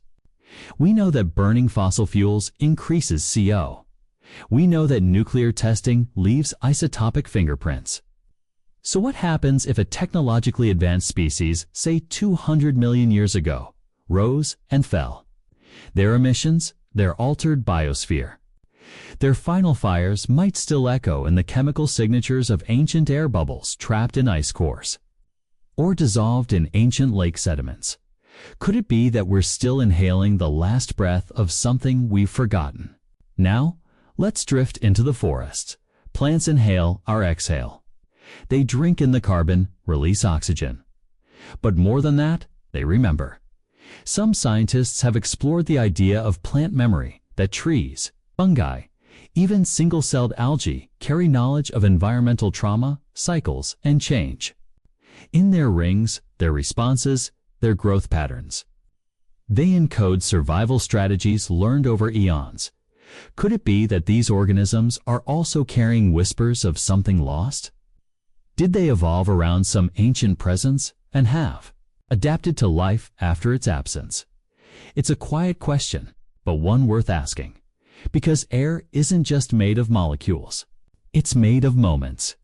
Every volcano that ever erupted, every forest that ever burned, every city that ever stood, left some trace in the sky. And air doesn't vanish. It moves, it circulates. It waits. In the stratosphere are pockets of ancient atmosphere, tiny chemical time capsules. In the permafrost are gases trapped for millions of years, soon to be released. What happens when we finally inhale the sky of an ancient world? Does it change us? Now we shift toward the body. Your body is not entirely your own. Every breath you've ever taken is borrowed. Every atom of oxygen you use has passed through rivers, roots, oceans, bones. When we breathe, we participate in Earth's memory. We take in its past and give back our present. In this way, respiration becomes a kind of ritual, a connection to everything that has lived and died. And if there were civilizations before us, they breathed too. They exhaled. They burned fuel. They changed the sky, and though their buildings may be gone, their breath may still be here, in the clouds, or in the ice, in the lungs of whales that dive beneath Antarctic shelves. Some of the oxygen atoms we use right now might have once moved through an ancient creature we'll never know, or through the lungs of a being we would not recognize, but who once called this Earth home. This is not fantasy. It's chemistry. Atoms are not destroyed, only rearranged. And so, in every breath, there is inheritance. This leads us to something quieter, something harder to explain. The feeling, the intuition that we are not the beginning, that we have arrived in the middle of a longer, stranger story. That we are not building something new, but continuing something old. What if every civilization leaves a kind of atmospheric footprint? It's not only CO and methane, but rhythm, temperature, decay. And what if Earth records that footprint in air just as surely as it does in rock? If so, then the sky itself is an archive. We just don't know how to read it yet. Imagine a time long after us when another species rises.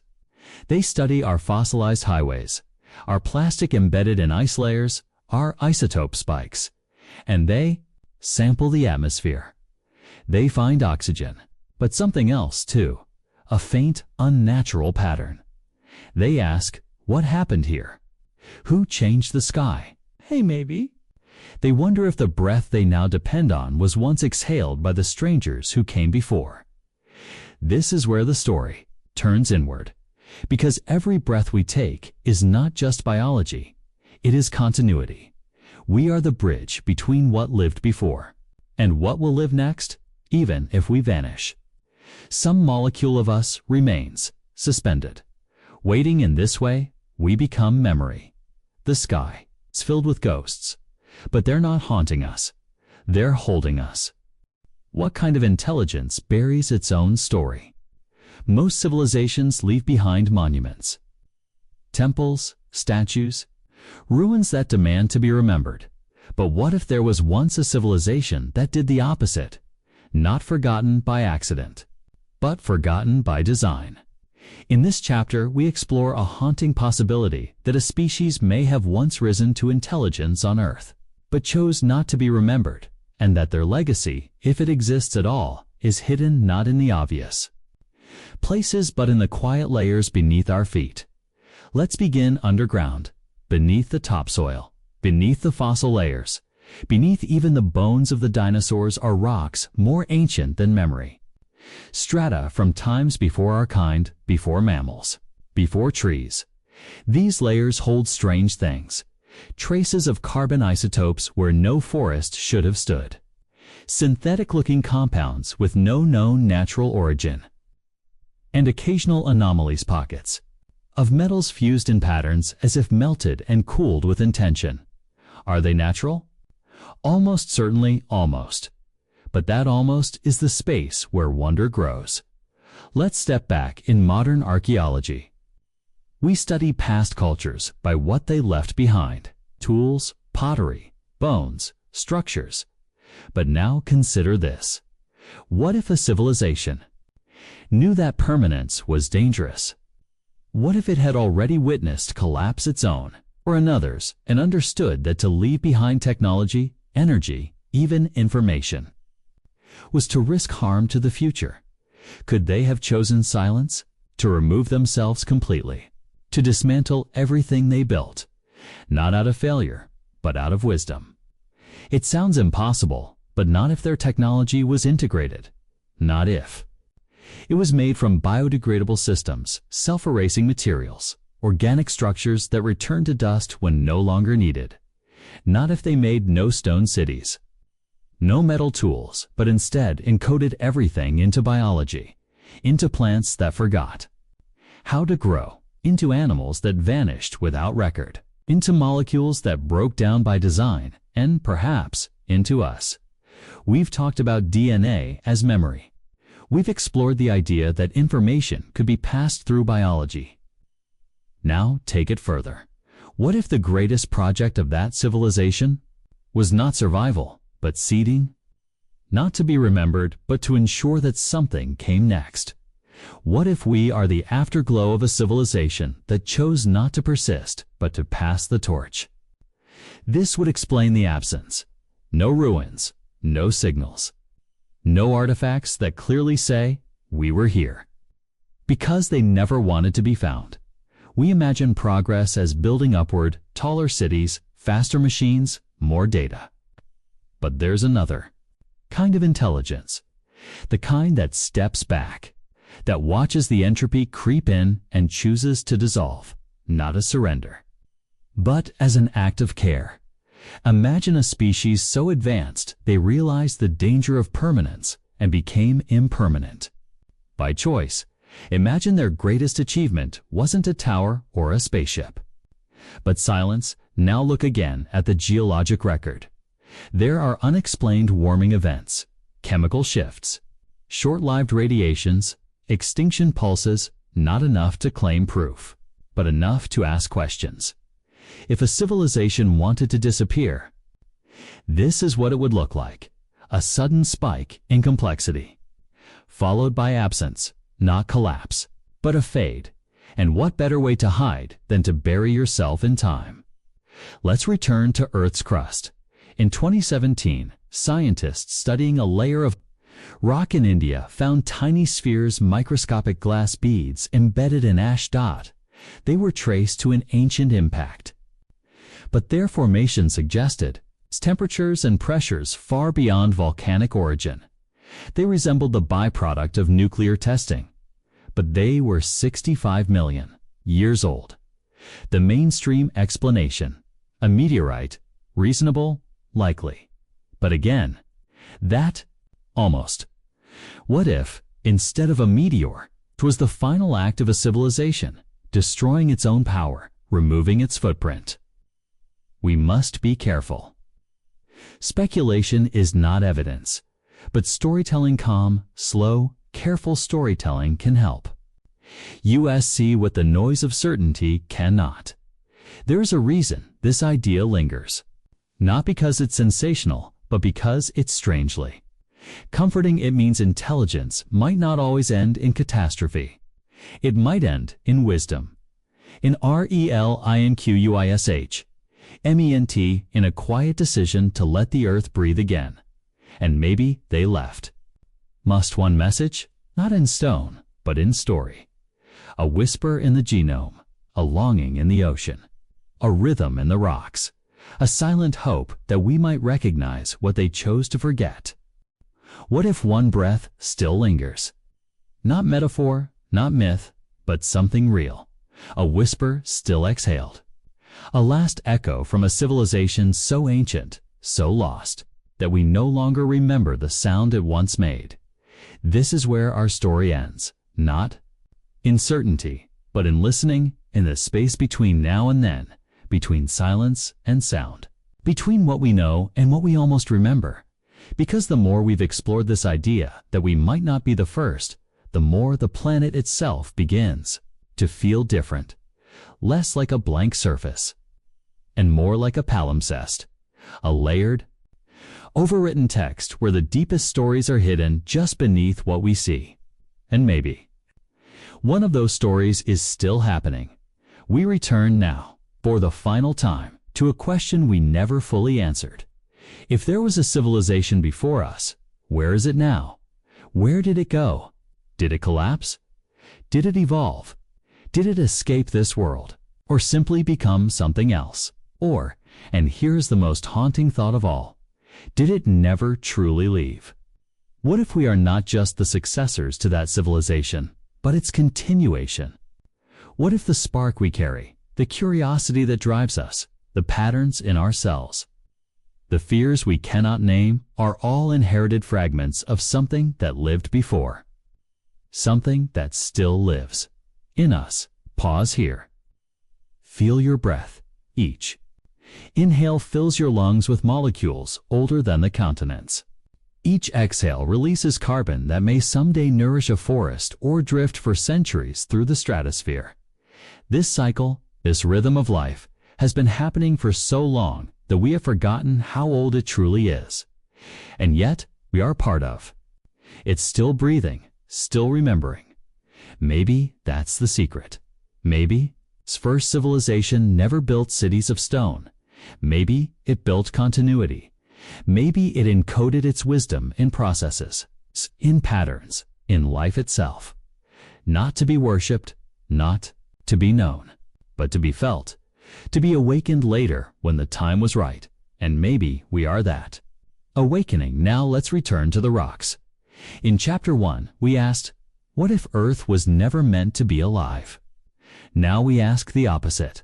What if Earth was never meant to be alone? What if it has always been the cradle, not just of life, but of memory, of story, of civilizations that rise, dissolve, and rise again, each one leaving behind traces so subtle they feel like dreams? We once thought that fossil record was the only archive, but now we see the air is an archive. The oceans are an archive. Your body is an archive. We carry this ancient story in our blood, in our cells, in the invisible folds of consciousness. And even if we forget, the planet does not remembers through isotope ratios, through magnetic scars, through subtle layers of dust that fall quietly through the centuries. But maybe it remembers more than that. Maybe there are no true endings, only transformations. Civilizations don't vanish. They evolve. They fragment. They dissolve into new forms of order. Entropy doesn't destroy meaning. It reshapes it. And so we arrive here, at the closing of this long, quiet journey. We've wandered through mineral whispers, chemical ghosts, cellular memories, and atmospheric echoes. We've asked questions that may never be answered. We've let go of the need for proof and embraced the possibility of wonder. And in doing so, touched something sacred, not religious, not mystical, just profoundly human. The urge to know, to connect, to remember. What if the first civilization still watches through us, still moves through our dreams, still sings softly in the structures of thought, in the code of our DNA, in the rhythm of our breath, not as overlords, not as ancestors, but as echoes, still breathing, still becoming. So as you sleep tonight, or as you sit in stillness with this final thought, know that you are part of something older than history. You are not a separate moment. You are a sentence in an ancient story, and you are not alone in telling it. The earth listens, it remembers, and perhaps, in some strange way, it still speaks. If we're quiet enough, we might finally hear it.